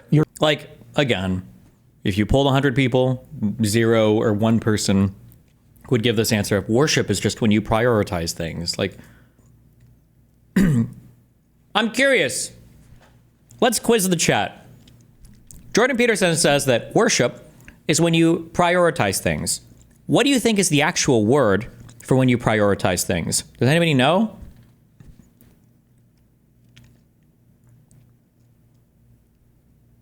Good job. Yes, prioritize. That's what it means to prioritize. It's prioritizing. Worship is not the same thing as prioritizing things. It's so stupid. Your love in your marriage? I mean, I'm married to my wife because I love her. That's also why I prioritize and sacrifice for her. I certainly wouldn't think I worship her, and I don't think anyone else would make that. I'm Are you trying to making make that a claim? definition. Okay. Yeah, that there's a hierarchy of attentional priority, and as you move up it or down it, depending on whether you think about it as a pinnacle or a foundation, you move more towards worship. Right. So even the small things. I'll give you an example. Imagine you go on a date. Well, imagine that your aim is a long-term relationship like a marriage. Okay, now imagine that your aim is short-term sexual gratification. Your pattern of attention is going to vary during the date, depend on your ultimate end. That's the hierarchy. The way that you attend to your wife is dependent on your ultimate aims, even if you don't know it. So at what point is it worship? Because it sounds like you're saying It's worship is shame. almost a spectrum, right? Or it's not a binary. It's not a. It's kind of like, that's a good So question. when It's is, like, when is it worship as opposed to just I love my wife? the closer you get to the top or the bottom, the more it's more like How close worship. to the top? Because Like he has no answer. It's all so fucking amorphous and not anything. The closer, the farther, when you get to the. I don't think I worship anything. And if you're saying I have to hit a certain threshold for it to be worship, it is possible I don't worship anything then, right? It's not possible that you don't worship anything. What do I worship? Because you wouldn't attend. Well, love. So you think I apparently. worship love? Do you attend in consequence of love? See, I'm trying to define something. What do you mean worship? I told you what I meant. What do you mean? So I mean, something you worship is something that you have a reverential view for in a manner in which you believe it to be above and beyond normal things you like. Like you. So do you presumably have that worship her. attitude towards your wife? I have that Do you attitude. privilege her compared to other women? Of course, I privilege her compared to other women, but I don't worship her. Nor does she worship me. By the definition you just offered, yes, you do. Because you just offered a definition that involved prioritization and elevation. Conservatives will run around and they will jerk off on that question of like, what is a woman to every fucking person they see in their entire fucking life. And then meanwhile, you go to Jordan Peterson and he literally won't define like a single fucking word ever. Like, give me a break, dude. and thinking that she is divine above and beyond what a normal natural phenomenon can be. Not other women, no, beyond any human being could ever be. I will prioritize her over other you're making the assumption. You're making the assumption that only the thing at the top or the bottom has anything to do with worship. And I'm saying that's not true. It's a hierarchy of prioritization. And there's either something at the top or the bottom, depending on the metaphor, or you're fragmented and confused. Those are the only options. So let's say you're either going in many directions, or you're going in one direction. So let's suppose I'm fragmented and confused. Then you agree I don't worship anything. No, then you worship multiple things. So what's the threshold when it's worship? Right? I prioritize a lot of stuff. I said that the closer you get to the pinnacle, or the closer you get... Can you give me some sort of metric? How close do I got to get to this pinnacle? Do you know the difference between cheap literature and deep literature? Yes. Okay, that's the same issue. And how do you distinguish between them? What's the difference between cheap and deep? I mean, it's really an opinion-based thing, right? Is it? So it's just an opinion that Dostoevsky is better than a porno magazine? Well, I've spoken to people who think To Kill a Mockingbird's cheap. It's one of my favorite books. So, I mean, people will differ on opinion. Just because people are stupid about things doesn't mean that their opinion is valid. Listen to how he just defined himself as like the arbiter of truth. Like, how do you know when one thing is A and the other thing is B? Like, do you really think a thing that's obviously B could be A? Well, no. But some people, there's a thing that I think is A and some people say is B. And then he's like, well, those people are stupid. Oh, well, fuck me. I didn't know that Peterson was the source of all truth and knowledge. My bad. Certainly true. Let me ask you. I agree with that. Okay, well, do you think there is a hierarchy in literary quality? I think that there is a hierarchy to an extent in literary quality, but I think once you get to a certain threshold, it is just opinion. Like, I agree. Dostoevsky is better than a porno mag, but is F. Scott Fitzgerald better than Ernest Hemingway? I don't know. Yeah, fair enough. Why do you think that? Because of what a book is, what literature is. Dostoevsky, he follows what literature is the purpose of more than the porno magazine. Okay, good. Well, so it's about purpose. So let me. Yeah, sure. Let me give you an analog then. Okay. The depth of worship is analogous to depth of literary significance. And the closer you get to what's deep, the more religious and worshipful your practice. So and maybe you don't know what's at the bottom, but something needs to be, or you're confused. Well, so to use your analogy, then how deep do I have to go for it to be worship? Do I have to be Catcher in the Rye? Do I have to be War and Peace? Or depends on what you're seeking for. I'm seeking to know whether I worship something. You claimed I worship something. And if you want to have a deep and meaningful life, then you have to go all the way to the bottom or the top. And insofar as you're capable of doing that, because otherwise you'll be fragmented and miserable and anxiety-ridden and hopeless. So I have to worship something to have a meaningful life. And there's no difference between those two things. Okay. They're the same thing. So if I don't worship anything, my life will not be meaningful, correct? Well, that's the definition of nihilism. Okay. So if I'm a nihilist, I don't worship anything. That's true. And then you... okay. You just said everybody worships something. I think you just agreed there is a class of people that doesn't. Well, they're incoherent in their worship, and hand gestures like that aren't going to help. All right. Yeah. Okay. Look, if you're incoherent and fragmented and aimless, which is what happens if your objects of worship are unstructured and chaotic, then you're going to be anxiety-ridden and without hope. That happens. That's a technical argument. But there's happy nihilists. Oh, how do you explain that there are happy nihilists then? Well, the mere fact that you state that there are happy nihilists doesn't make it true. Yeah, because he's going to define away the problem. He's just going to say, if somebody is a happy nihilist, well, let's see if he gets there. My guess is he's going to say that, well, if somebody's a happy nihilist, then they're not actually a nihilist.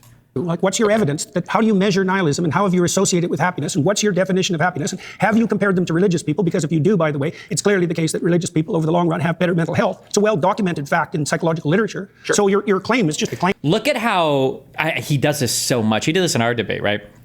He won't define a single fucking thing until he feels like, or like he will never rest on scientific consensus or whatever, unless he feels like it's on his side. And then he'll become the biggest believer in science ever, right? Well, how do you define happiness? Well, how do you define deep and not deep? And how do you find blah, blah? And then he's like, but for religious people, we actually happen to know that religious people are definitively, objectively, descriptively happier than atheists because of the scientific literature, the sociologists that do the polling and have constructed the tests to figure out now we can scientifically measure happiness, but otherwise we don't actually know what happiness means. Like, how can you rest on a paper trying to quantify happiness when you wouldn't even give a definition of it? It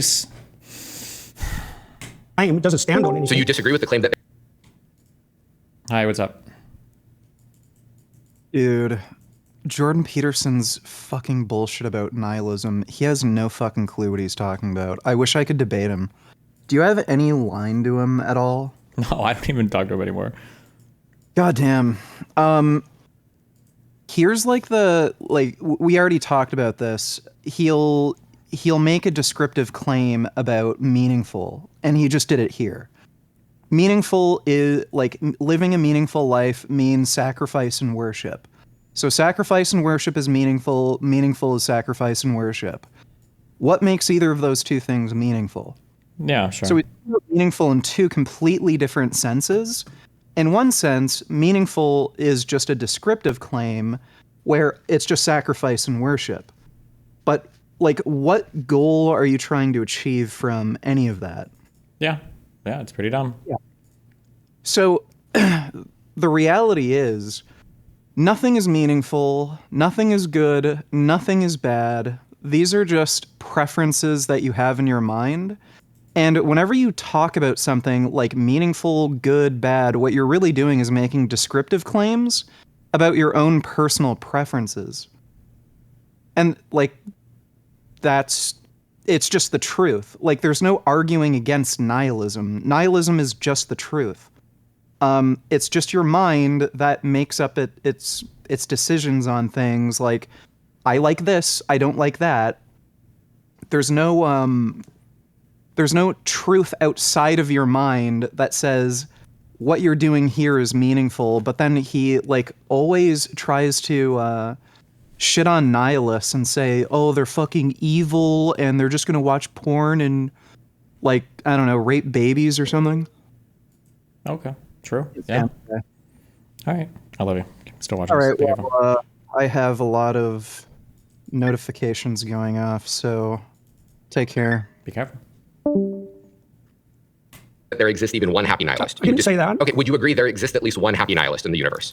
It's not a question that has any meaning as far as I'm concerned, because it depends on what you mean by happy, and it depends on the duration that you're trying to calculate over. Now and then there's probably some deluded soul who thinks he's a nihilist who's momentarily pleased with himself. There it is, right? There is no such thing as a happy nihilist because of the way I've defined both words. There can never be a happy nihilist, right?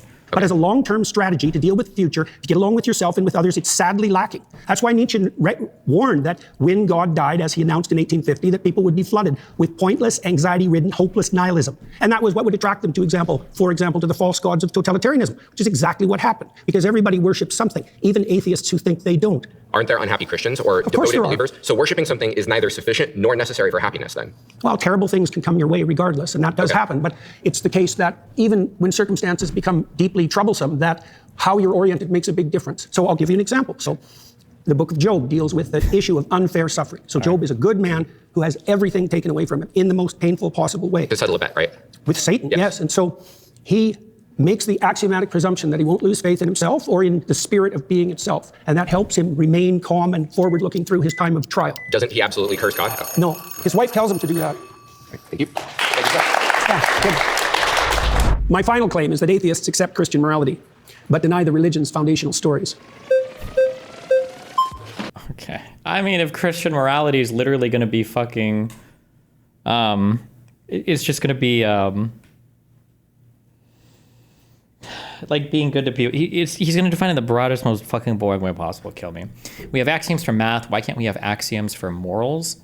Because I think morality is like a thing that we observe in the universe, and math is like a created system that can also make that we can apply to the universe and make descriptions of it. But math is a system that starts with axioms, and then you build up everything from there. Morality is something in the world that we observe, and then we try to explain that by describing it. Hi there. It's very nice to meet you. What's your name? I'm Ian. Hi, Ian. Yes. So God says that you can own people as property. He says that you can beat them with a rod too. He commands genocide in Deuteronomy and in Numbers and in Samuel. I mean, they have a goddamn baby barbecue in Numbers. Like, is all of this in line with? Did he just say goddamn? Christian ethics? No. So then God doesn't fit within Christian ethics. Well, the biblical library is a continuing story, and everything written in it has to be contextualized by the entire text. There's 65,000 hyperlinks in the biblical text. I don't even know what that means. Is he saying hyperlink here is in like a reference to something else? Holy shit, we can't even define the Bible now? We can't even talk about the Bible now? You can take pieces of it out of context and criticize them, and that's what you're doing. But that's a mistake. I think it's an analytic mistake because you're putting the cart before the horse. I really don't think so. I think that if we say that something is Christian ethics, then I think that all of the books essential to Christianity would fit with it, especially if it's like the main character. When we're talking about how do you deal with God, the morality of war? So how do you think you should deal with the morality of war? Sure. Because I feel like the morality, like I feel like Christian ethics, like this is kind of, I guess I just think it's like kind of an absurdity to say that God doesn't fit within Christian ethics. But sure, well, we can go on my ethics. That's totally fine. I don't know what you mean by an absurdity. What game are you playing with? Well, I just think that it's an absurdity to say that the Christian God doesn't fit within Christian ethics. That like the Christian God isn't like Christian ethical. I said that the specific statements that you made don't take the context of the stories into account, and so that your analytical approach is faulty. Sure. Don't put words in my mouth. Sure, then let's go through the example. Yeah, so, and I apologize. So let's go through the example. So in 1 Samuel 15:3, God says, go and slaughter the Amalekites, slaughter the men, the women, the children, the infants. What's the justification for that? Is that in line That's a good question. That's a good question. I don't really know what to do with the terrible, blood-soaked, saturated history of the human past. Like, what a word game. Didn't he just say that God said that? Why are we ascribing this to humans now? I thought he said God ordered that. I don't know. And I don't think anybody knows. I mean, what you try to do in your own life, as far as I can tell, is to conduct yourself in a manner that makes such things much more unlikely. Who are you talking to right now? Who is he talking to? We're all saddled with the problem of the catastrophes that got us here, aren't we? Yeah, but this one was commanded by God. That's the problem. Yeah, That's at Destiny, axioms can be changed and new math systems can be born and used. We just like this particular math system. Morality is the same. It's functional and born by trial and error and convenience. That is absolutely not true. You cannot invent new moralities. I think morality is something that we observe. It's a phenomenon in the world that we observe, and then we try to create systems to kind of explain it. And it's more codified in things like law, but you couldn't just arbitrarily create a new morality. Like, most people intuitively wouldn't go along with it. Like, if you created a morality that said that poking people's eyeballs was acceptable, nobody would buy into your system of morality. Nobody would practice it. differentiates it from anything else is that this one, it's God saying, go and do this atrocity. Do you think that there's ever such a thing as a righteous war? I'm skeptical. I'm not sure. It would probably be situational. Well, right, fair enough. But this one certainly wasn't a just war. The context for the Amalekite slaughter is that 400 years earlier, they fought one battle, which they lost, and God says, that's it, I'm going to wipe them off the face of the goddamn earth. And then 400 years later, he commands the Israelites to genocide their great-great-great-great-great-great-grandchildren. That's not a just war at all. And also, a genocide is not a war. Well, a genocide can be a war, but... Absolutely not. Look, the genociding of the Amalekites, the men, the women, and the infants, that's not a war. The infants aren't combatants. Look, I already said that it's very difficult to look at the blood-soaked past and to know exactly what to do about it. We're talking about God commanding a thing. Why this kid is like so soy and excited to fucking own him on these religious points. You should ask him, refocus him. Hold on. This is not about the blood-soaked history of humanity. This is a command from God. Explain that. The answer I gave to the gentleman who was sitting here before you is that it's necessary to read a text like the Bible at all of its levels of analysis simultaneously. And there's a directional morality that emerges across time that has its roots in the Old Testament, for example, with its restrictions against murder specifically, that makes itself manifest in the Christian texts as the insistence on voluntary self-sacrifice as the foundational belief. That's a profoundly anti-violence ethos. Do you have the belief in your theology? Well, what do you think of that? Wait a sec. Now, redress what I just said. So I'm about to address it, but I'm addressing it with a question. Do you think that God... example, with its restrictions against murder specifically, that makes itself manifest in the Christian texts as the insistence on voluntary self-sacrifice. How could you have this view of morality when practically every major moral system is defined through axioms? Because you're trying to construct a logical thing, but you're trying to explain a thing that you observe in the universe. Fundamentally, morality is a thing we observe, and then we try to construct a system to explain the observations, right? It's not, you couldn't just define any set of axioms you wanted to, and then, or you could, but it wouldn't be morality at that point. It would just be some logic game. Nobody would call it morality. You can't just arbitrarily set axioms. Like, you theoretically could make a whatever set of axioms for mathematics or other types of systems of logic, but you can't really do the same with morality, because morality is like tied to things that we see in the world, or intuitions that people have or whatever. You wouldn't, if you make a system of morality with just any set of rules, nobody would follow it. You wouldn't call it morality at that point. That emerges across time, that has its roots in the Old Testament, for example, with its restrictions against murder specifically, that makes itself manifest in the Christian texts as the insistence on voluntary self-sacrifice as the foundational belief. That's a profoundly anti-violence ethos. Do you have the belief in your theology? Well, what do you think of that? Wait a sec. Now, redress what I just said. So I'm about to address it, but I'm addressing it with a question. Do you think that God is by his very essence perfect? You'll have to provide more. Sure, just like maximally great knowledge, I think great it's a qualities. Sure. Yeah, like flawless. Yeah. So, okay, so does a flawless thing change? Does a flawless thing reveal like more and better information over time, or would a flawless thing say, here's what's good, here's the absolute good thing to do at all circumstances in time? Well, we know some of that. Wait, Tell so the truth. That's one. That's totally fine, but no. You don't get to skate over that. That's totally fine. It's a straw man of my position. It's a straw man of the argument. So the argument is that wait a sec. You said find one maxim that's transcendent across situations. I didn't say any of those words. I'm not sure what conversation you're a part of. Don't be a smartass. I'm sorry. Seriously, I mean it. If we're going to have a serious conversation, conduct yourself properly. Okay. Rephrase your question. And he can talk to himself like a fucking clown. It's so annoying.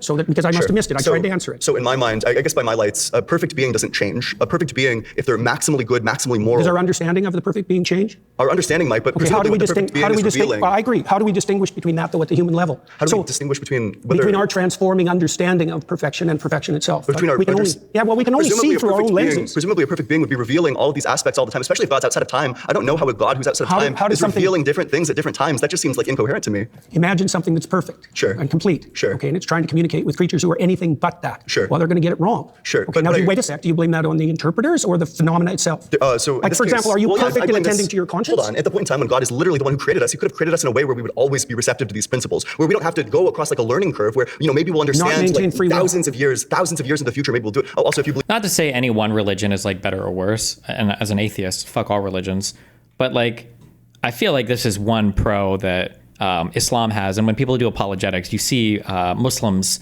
will slam Christians on this shit. For a Muslim, okay, Muhammad was writing, like, it was the word of God, full stop, period. Like, what Muhammad wrote down, or whatever the fuck is written in the Quran, that's it, like, full stop.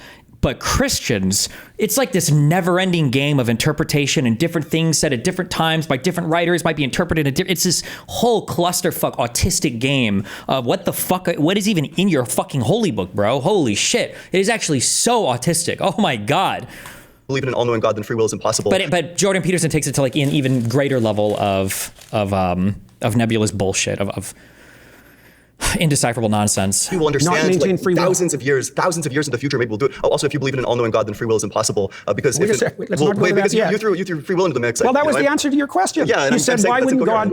Well, you know, it's 1,000 years of deep-thinking philosophers would disagree with you. Yeah, and 1,000 years of, or at least like last 50 years of philosophers would disagree with you. These analytic philosophers, people like Graham Oppie make arguments about the incompatibility of omniscience and free will, that if God created this world, if he chose this world instead of that world, then he makes it causally inevitable every single action that you were going to make. If he made a world where we were just electrons in love, then none of this would have happened. But by making us in this world, knowing exactly what's going to happen in the future, it makes all of those events inevitable, which means that they're all causally determined, which means that we have no free will if you believe in an all-good God, or an all-knowing God that made everything. Well, have it your way. Okay, cool. So then the Odyssey fails. Well, it fails for you. That doesn't mean you've disproved it. I mean, you tried to make argument? Yes, you tried to make a case for a causally deterministic universe. I don't think there's any evidence for that at all. Do you think that God could have created a different universe than the one that he created?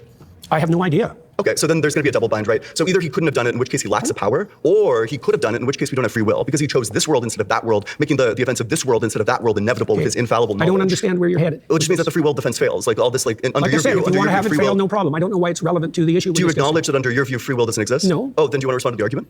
You'll have to phrase it more clearly so that someone like me can understand it. Yeah, gotcha. So God already knows in advance everything that's going to happen, which means that by making this world instead of that world, everything is inevitable, which means that God's act of causing... You guys can all bring up the hadiths if you want, but the difference is in Christianity, the entire Bible is up for debate constantly, right? Hadiths are extra writings that come after the Quran. The Quran is not constantly being reinterpreted or rewritten or reformed or whatever. Like I don't even think they consider it the word of God unless you can read it in Arabic or whatever. All these fucking retards bring up hadiths. The entire Bible, all of it, is open to interpretation constantly. And there are different editions in the same language written and rewritten over and over and over again. It's not the same thing. This world instead of that world doesn't mean determined. It's causally inevitable if God chooses this world instead of that world. Doesn't make it determined. Causally inevitable means determined. No, it doesn't. Absolutely, yes, it does. Well, have it your way. Okay. But that's not the case. You've been voted out by the majority. Please return to your seat.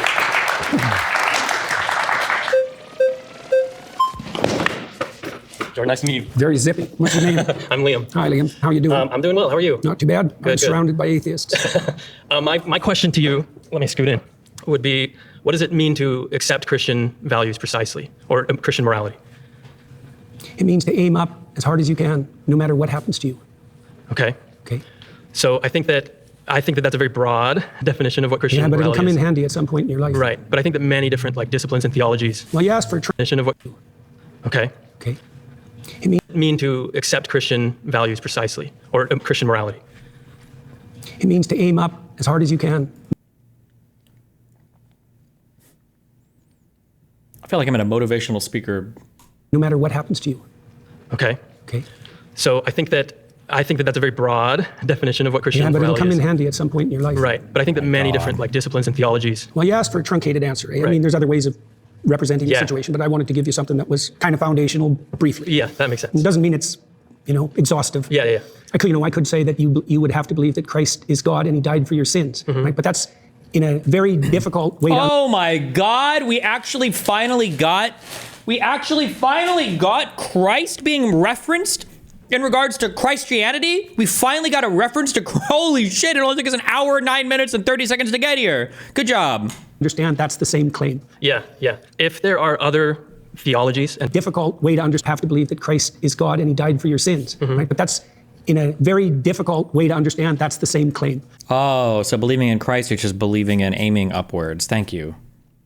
Yeah. If there are other theologies and disciplines that have similar types of values, how then is that definition mean? Like, wouldn't those also be Christian values under your definition? That's a good question. I spent a lot of time studying different religious systems from all of Lie. over the world and found multiple interesting layers of concordance. So he means he's watched YouTube videos and heard Joe Rogan podcasts about these religions. Jordan Peterson has never spoken like a person who's educated on any sort of formal religious background ever. He doesn't sound like he's even taken like a year one, fifth grader class on any theological thing ever. He just knows a bunch of esoteric, random fucking concepts and words that he's borrowed from Wikipedias and AI-generated answers and Joe Rogan podcasts. He sounds so deeply uneducated when it comes to talking about religion ever. It's cringe as fuck. For example, in ancient Egypt, their god Horus, who was the reviving god of the totalitarian state, he was the god of attention, right? And the Jews hypothetically came out of Egypt, and there was crosstalk between Egyptian and Jewish foundational morality, and then that bled into Christianity. I mean, human beings all over the world have come up with moral systems that fit roughly into a pattern, and they're very usefully studied. I learned a lot about Christianity by studying Taoism, for example, a lot. So I think you can make a case that Christianity formalized the landscape of good and evil more comprehensively and in more detail than any other religious system. And I think that that's part of the reason that it defeated paganism and spread so broadly across the West and is still dominant, still understructures our culture, for example. The way you feel about Horus or Taoism or something is how I feel about Christian morals, I think. Yeah, but how do I feel about them? Well, that you took inspiration from them, you learned from them. Maybe that's a good start, because I would say that actually constitutes belief. Like you said, well, look. In Noah, in the story of Noah, right? Noah is inspired by the apprehension that all hell is going to break loose. He regards that inspiration as God, right? And when God comes to Abraham, he comes to Abraham as the spirit of adventure. It's inspiration. One of the definitions of God in the Old Testament, unsurprisingly, given the derivation of the word, is inspiration. And so if you take inspiration from Christian ideas, then insofar as you do that, you are in fact a believer, which was my point with regards to atheists not understanding. But have you taken inspiration from Taoism or from studying Egyptian mythology? Definitely. So then you believe them under that definition? Yeah, but I've incorporated them into something I think that's more comprehensive. Is it possible to take inspiration and to appreciate the teachings without being a believer in their truth claims? No, I don't think so. But I think, you see, there are different kinds of truth claims, right? There's propositional truth claims, which are the truth claims of what you say. And then there's embodied truth claims, which is the truth claims of what you do. That should be prioritized. Optimally, what you say and what you do would be brought into harmony. But I would say if you had to prioritize, it should be what you attend to and what you act first. And that's what Christ actually says in the Gospels, because he points to the Pharisees, for example, who say all the right things, but don't do any of the right things, and points out very clearly that that's not acceptable. I don't know that the Christian morality, those principles originate in Christianity, because you brought up other things that predate Christianity that you can very closely take. Somebody said, you can't just make any arbitrary system of axioms for mathematics. We choose axioms that people find either useful or even aesthetic in the same way that we choose morality to seem intuitive. You're just, I don't know if I even have the necessary words to communicate this. I haven't studied as deeply into philosophy, but you're completely and totally wrong. They are fundamentally mathematical. For instance, is base 10 the correct base or the incorrect base to use when it comes to counting, for instance? There is no right or wrong answer there. You can use different systems based on what you want. We could construct any number of mathematical axioms and we could use them for any number of problems that we wanted to. There's not going to necessarily be a right or wrong answer as long as the system itself, because necessarily some axiomatic system that follows basic rules of logic is always going to produce answers that are consistent within that set of things. But that's different than a thing that we observe in the world. And people's morality comes from an intuition of how we treat other people and how we act with other people. You can't just invent any system of moral rules and say, oh, look, here's a new system of morality. You could call it that, but it wouldn't be seen as such, and it wouldn't be practiced as such. Well, I don't think they do originate precisely. I mean, I don't think the Christian claim is exactly that they originate in Christianity. So if I'm living those values, how is it that I'm living the Christian values and maybe not the Egyptian values or something else? Well, there. You've been going up. That was good. That was good. Yeah. Papa.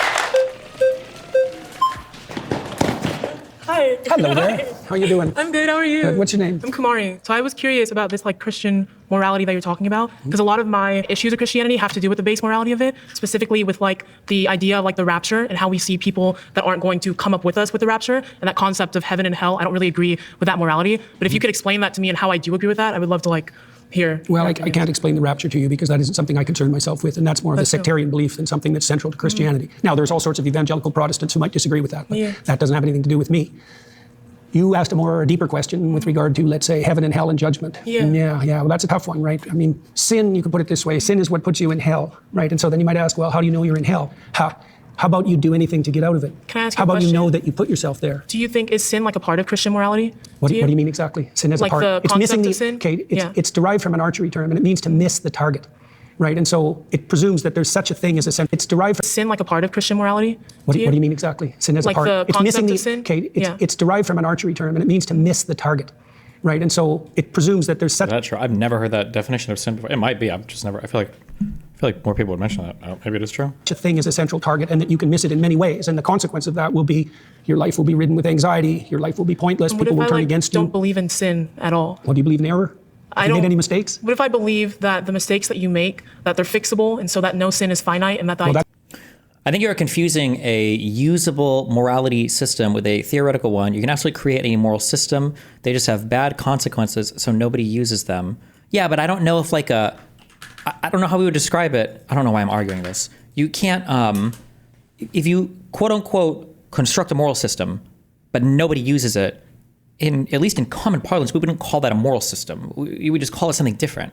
I think that when people are constructing moral systems, they're not really constructing something like foundationally from axioms to solve some moral system. They're observing a bunch of things that are happening in the universe, like something of human behavior, and then they're trying to figure out some way to explain these things.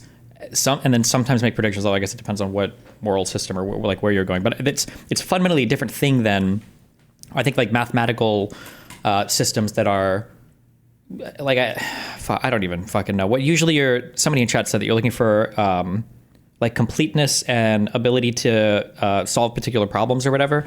Like I don't know anybody, generally speaking, that will learn a system of morality and it will completely and totally change the way that they behave. Like, oh, I learned a new system of morality and now I am completely different.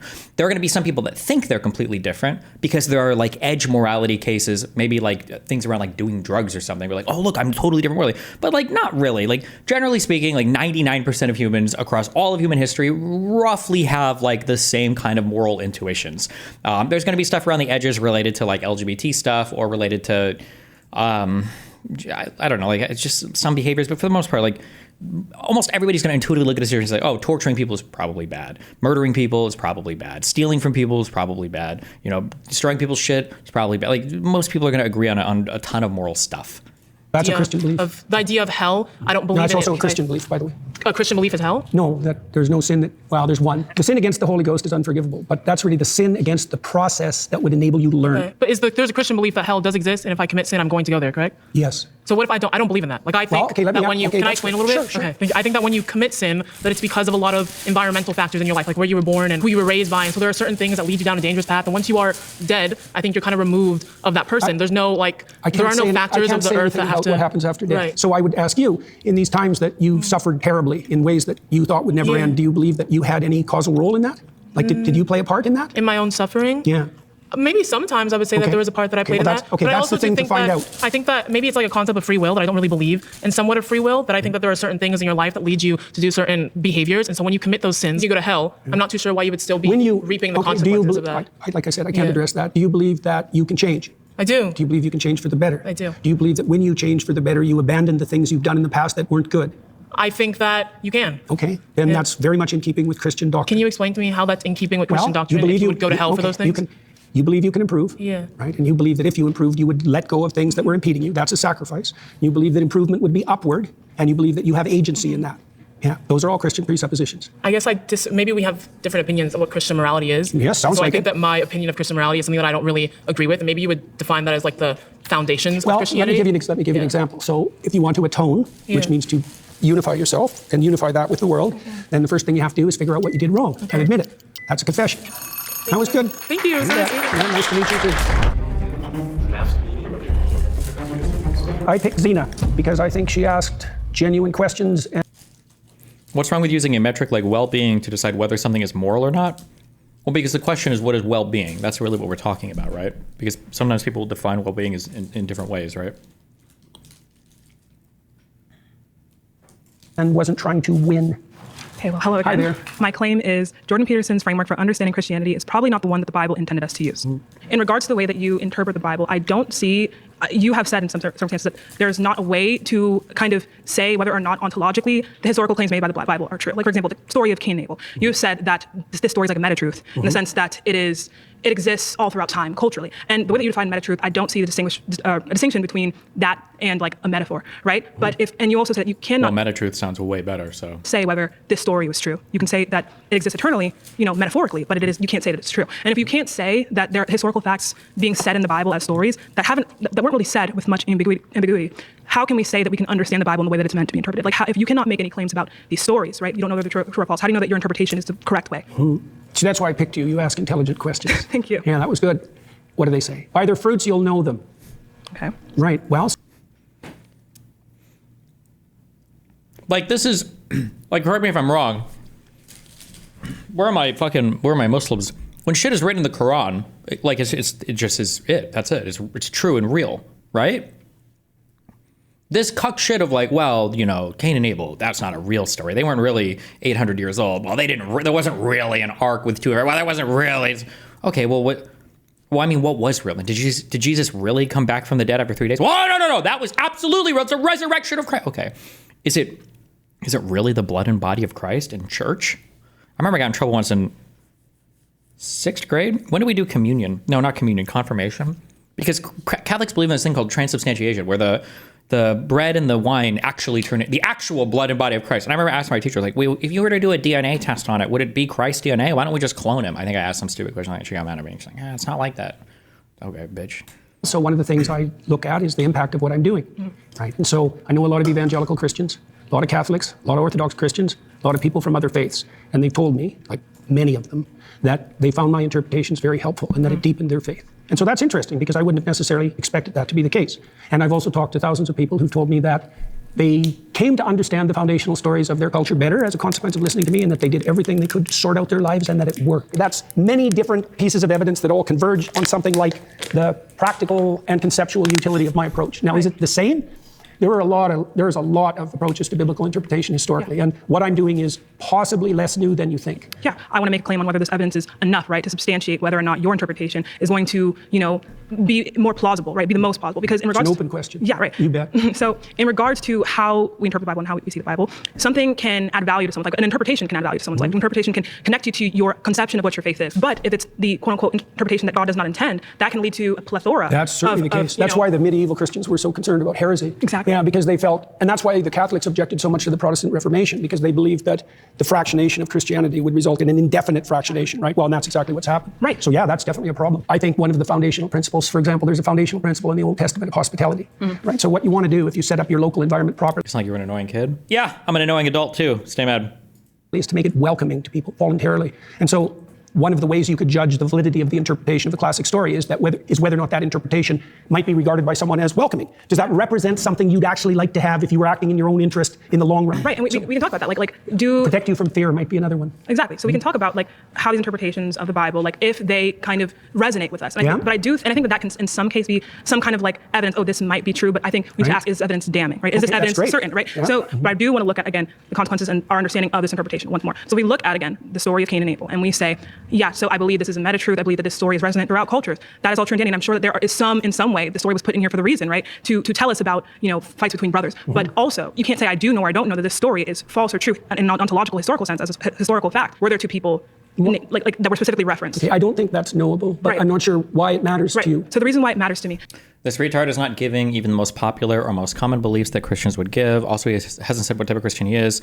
God, he shifts religions more than Hassan shifts races. Yeah, because he hasn't formally studied any religious thing ever, like even Christianity. Like it's painfully obvious that he has no formal background.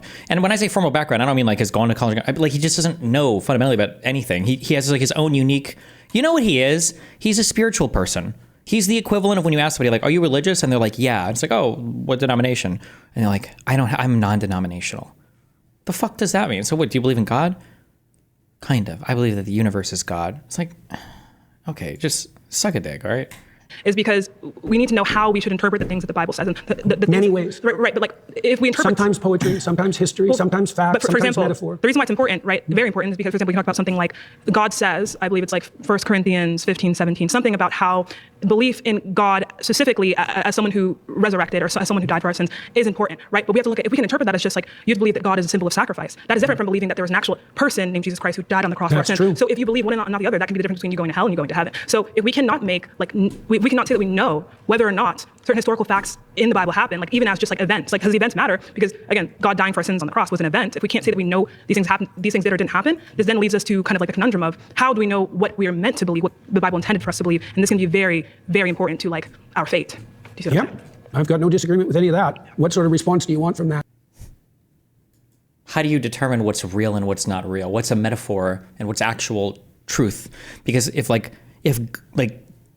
she should ask, the next question she should ask is, do you believe that Jesus died on the cross and came back 3 days later and that he was the Son of God? Because it's pretty important to know whether or not this is an actual factual material truth of the universe or if that's just a metaphor. Because if that's just a metaphor, then the Bible is just a story, like Harry Potter or The Catcher in the Rye or whatever the fuck. Like, it's just a story then. It doesn't really hold, at least, necessarily or factually, materially, any more greater truth than any other good story of fiction.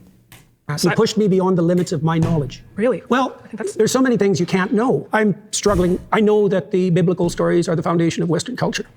I know that the consequence of those stories has been the in a way, in a very ironic way, someone at DGG Check kind of said this. In a very ironic way, Jordan Peterson is kind of like the ultimate postmodernist, right? He like refuses to, well, no, because I guess he's kind of, well, maybe, yeah, because he's like, his narrative is that all of the West is founded upon these Christian values, but then the way that he defines everything is so touch and go and depends on the situation and feels very relativistic, or at least from sentence to sentence it does.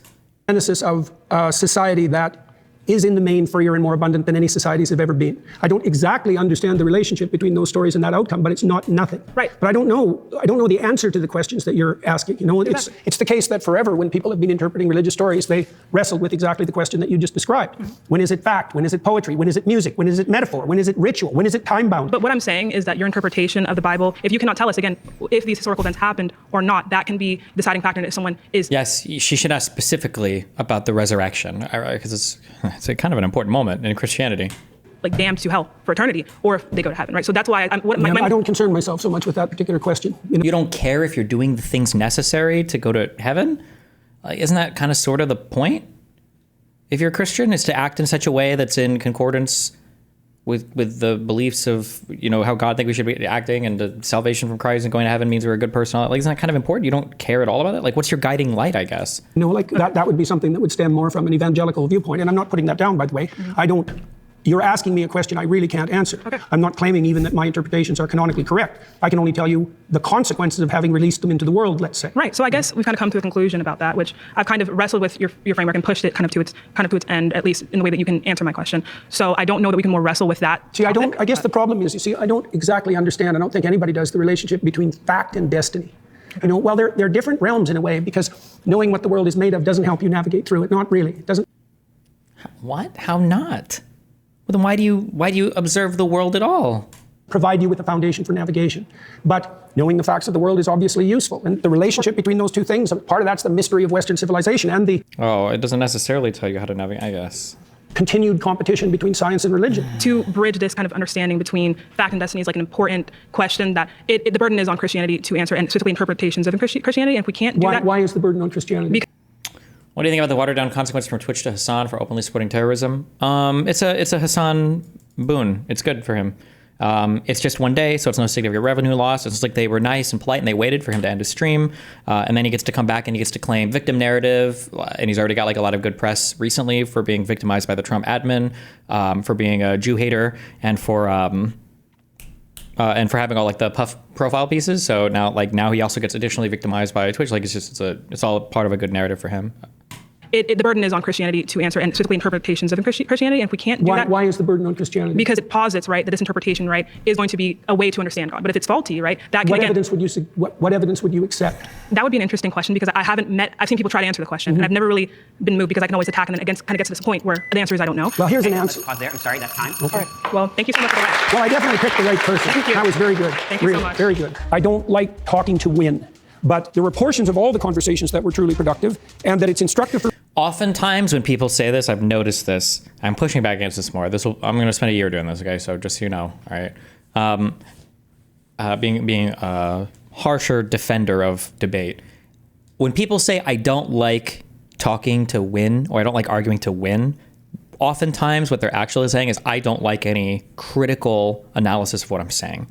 I want to be able to, this is like the crime of podcasts for the past 5 fucking years, is when somebody would go on and they'll be like, I think that the sky is blue. And the other person will be like, I actually think that the sky is pink. And the guy will be like, I agree with you. Yeah, it is kind of a pink sky. It's real high up there, isn't it? And the other person, yeah, it's really high up there. And then the other guy will be like, actually, I think the sky is on the ground. And then the other guy will be like, yeah, that is true. Actually, in some ways, the sky is on the ground. And the guy will be like, yeah, and the sky is kind of like a car. And the guy will be like, yeah, I think actually it's just like a car. You're absolutely right. I've got cars and skies that are the same thing. And the guy's like, by car I actually mean truck. And they're gonna be like, yeah, that's actually, like, it's the most boring, vapid, like self-suck session of people just saying not, like, when people say, I don't have arguments to win, they're just afraid of literally any critical pushback on anything they're saying ever. And not like a debate or an argument or a challenging conversation doesn't have to be like, you're a fucking retard, like you don't know anything you're talking about. But it's more like, what do you mean when you say that? Or I disagree with this, like explain this, or I think you have an inconsistency here. People like Jordan Peterson and Joe Rogan and all these other dick suck fucking podcasters hate any form of disagreement, and it's so cringe and so passive and soy and beta and spineless to have all these people that just sit here and agree with each other over and over and over and over and over again, and they say nothing of substance. God, I hate it. Talking to win.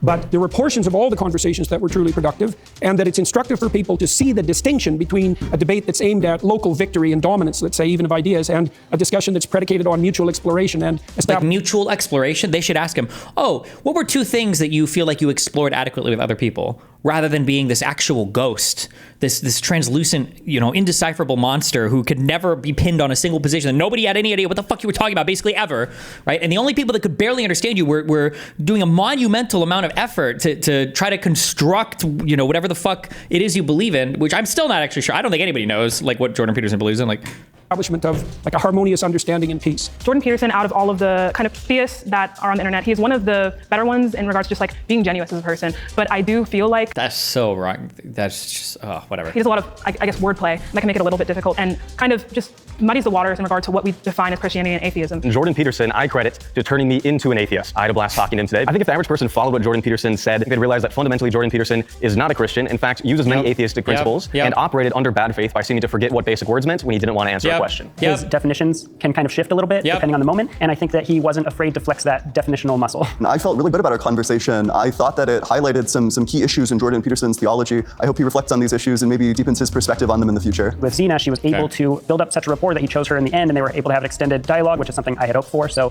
maybe I learned a little something from Zena about being more cordial. It's extraordinarily useful to be able so cringe. You have to treat Jordan Peterson like a retarded 3-year-old in order to actually goad him into a conversation. To model productive debate and conversation for people and see how my thoughts were landing with people who are particularly skeptical, and to put that in front of a large audience and to assess the consequences.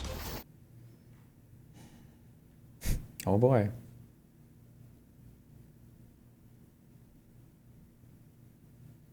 Can we do another one, but have Jordan Peterson surrounded by 20 Christians? True. A guy that loves the idea of Christianity versus 20 atheists. There, fix that over here. True. Jordan Peterson is the kid that plays a black hole in a game of rock, paper, scissors. I can't wait for 90 minutes of, but what is your definition of Christian? Alt title, 20 atheists try to get Jordan Peterson to state a clear opinion.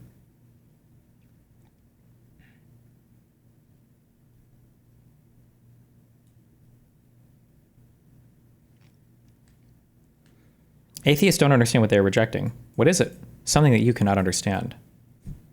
Okay.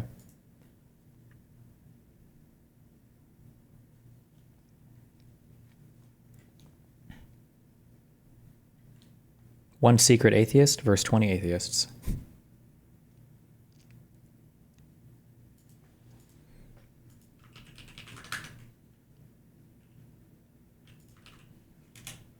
It isn't obvious in the biblical account that Christ was literally resurrected. So it's not simple. This is not simple. No, but if the question is, do you think Oh, he's not. He is an atheist then. Or I don't know how old this is. 1 year ago? How long ago was this? You don't get to be a Christian and say this. I'm sorry. I don't care what other bullshit, cringe, whatever the fuck, bullshit you're on. You have to believe in the resurrection of Christ. I'm sorry. I'm sorry. There's some very weird denomination of Christianity that doesn't? I've never heard of one. But like, is this 5 years old? Over 10 years? It's at least 10 years. Okay, maybe he's changed his beliefs since then? I don't know. It isn't obvious in the biblical account that Christ was literally resurrected. So it's not simple. This is not simple. No, but if the question is, do you think let's put it probabilistically. I mean, anything's possible. I'll tell you that it's possible that he was physically resurrected. I mean, it's not. Oh, it's from 2018. even possible. Wait a second, I didn't with respect say to quantum that he mechanics. was. The point is, I said it would take me 40 hours to answer the question. I didn't say that he was. Well, how's this for an answer? Almost certainly not. What's wrong with that answer? You want? I think I know what's wrong with that answer. It's a fine answer, and people have been giving that answer for a very long period of time, but the idea doesn't seem to go away. Okay, So- but and there's a that's reason- evidence of what exactly? I don't know. That was a good follow-up question. What does that mean? And then he can't answer.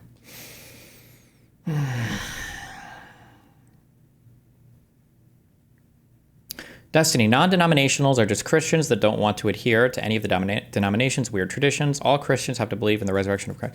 No offense, I'm sorry. Non-denominational people are people who just want like all the pros, but they don't want to actually make any sacrifices for the religion. So they'll say like, oh, I believe in God. I just don't want to do any of like the cringe lame shit that God might ask you to do, like going to church or tithing or any of that cringe shit. I just want to be able to say that I believe in God. So I have like the psychological comfort of believing that there's something after death and that there's some meaning or organization of the world, but I don't want to have to actually do anything that I wouldn't do otherwise. I hate non-denominationals, okay? Non-denominoids.